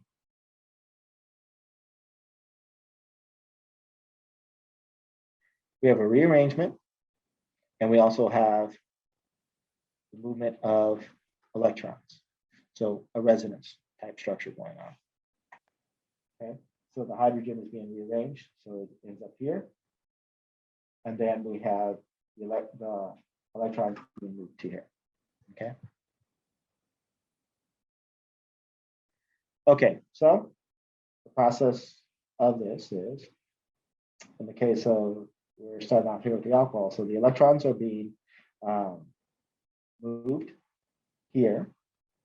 These electrons then are being moved here with the water, which is now as a result of the sulfuric acid. It's been formed to the hydronium ion. So then these electrons are then being moved here. And so then you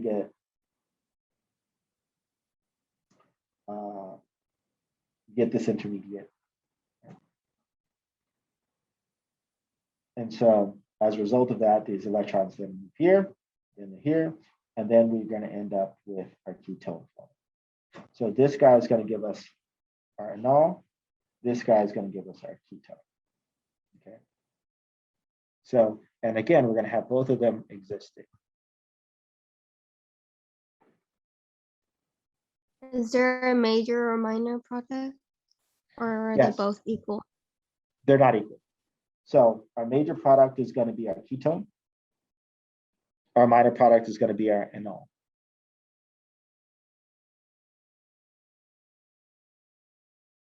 Okay.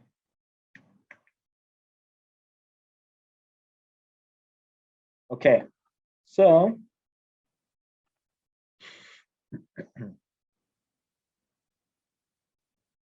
if we have a symmetrical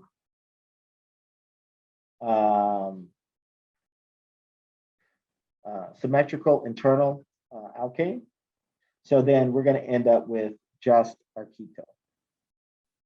Okay. If we have an unsymmetrical alkane, let's go back.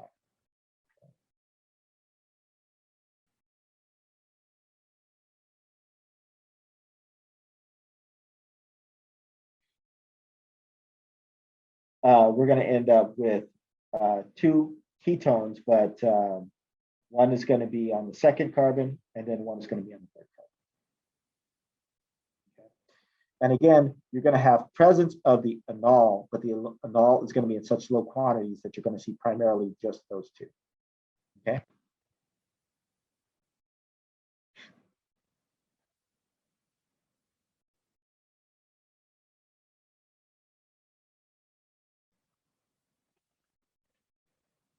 So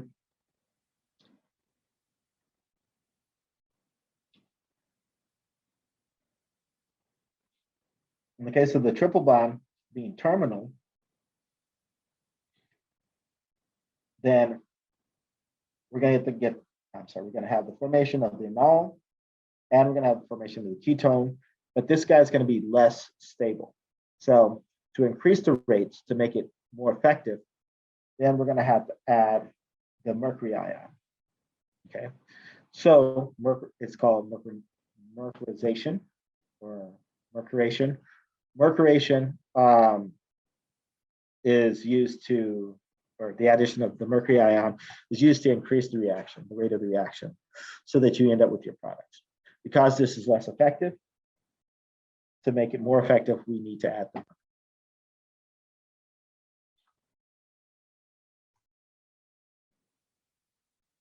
Okay, again, we have these electrons that are being transferred, and then these electrons are being transferred back to the mercury. So then you're going to get the formation of both of these carbon interacting with that mercury. So then the water then transfers its electrons to that carbon. So then it's going to attach to that carbon, and then this water is going to, as those electrons are transferred over, this water is going to, it's going to transfer its electrons to here, and then we're going to get the formation of just the mercuric enol. And then you're going to get the hydronium ion. So then we start the formation of the mercury ketone because of that conversion. So we get the formation of the ketone as a result of that. Then this mercury is then released by transferring its electrons to the bond here, and then it transfers its electrons to here, and then it transfers its electron to water, so we end up with water, and then we end up with the mercury ion, mercury 2 ion. And so at the end of the day, we get with the enol, and we end up with the ketone. Okay.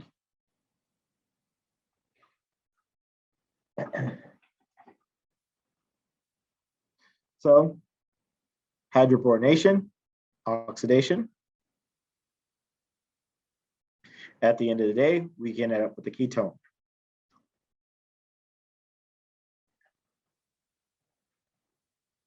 So if we have boron, a boron or a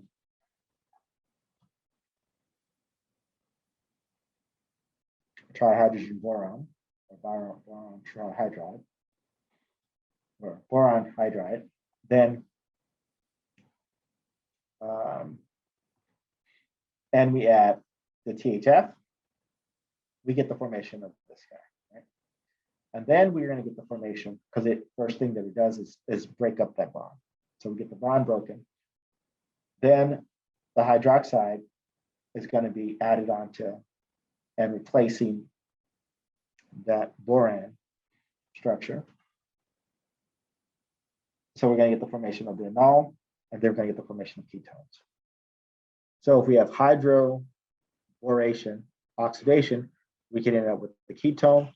If we have acid catalyst, we can end up with the ketone.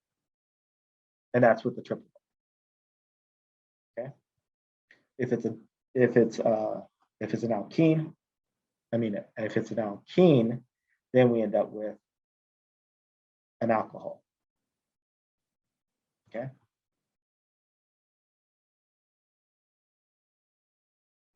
What time is it? Okay, I'm gonna let you guys go since it's 4:08. We'll talk more about this tomorrow during the review session. And then what I'll do, I'll put it in terms of questions that are on the exam. Okay.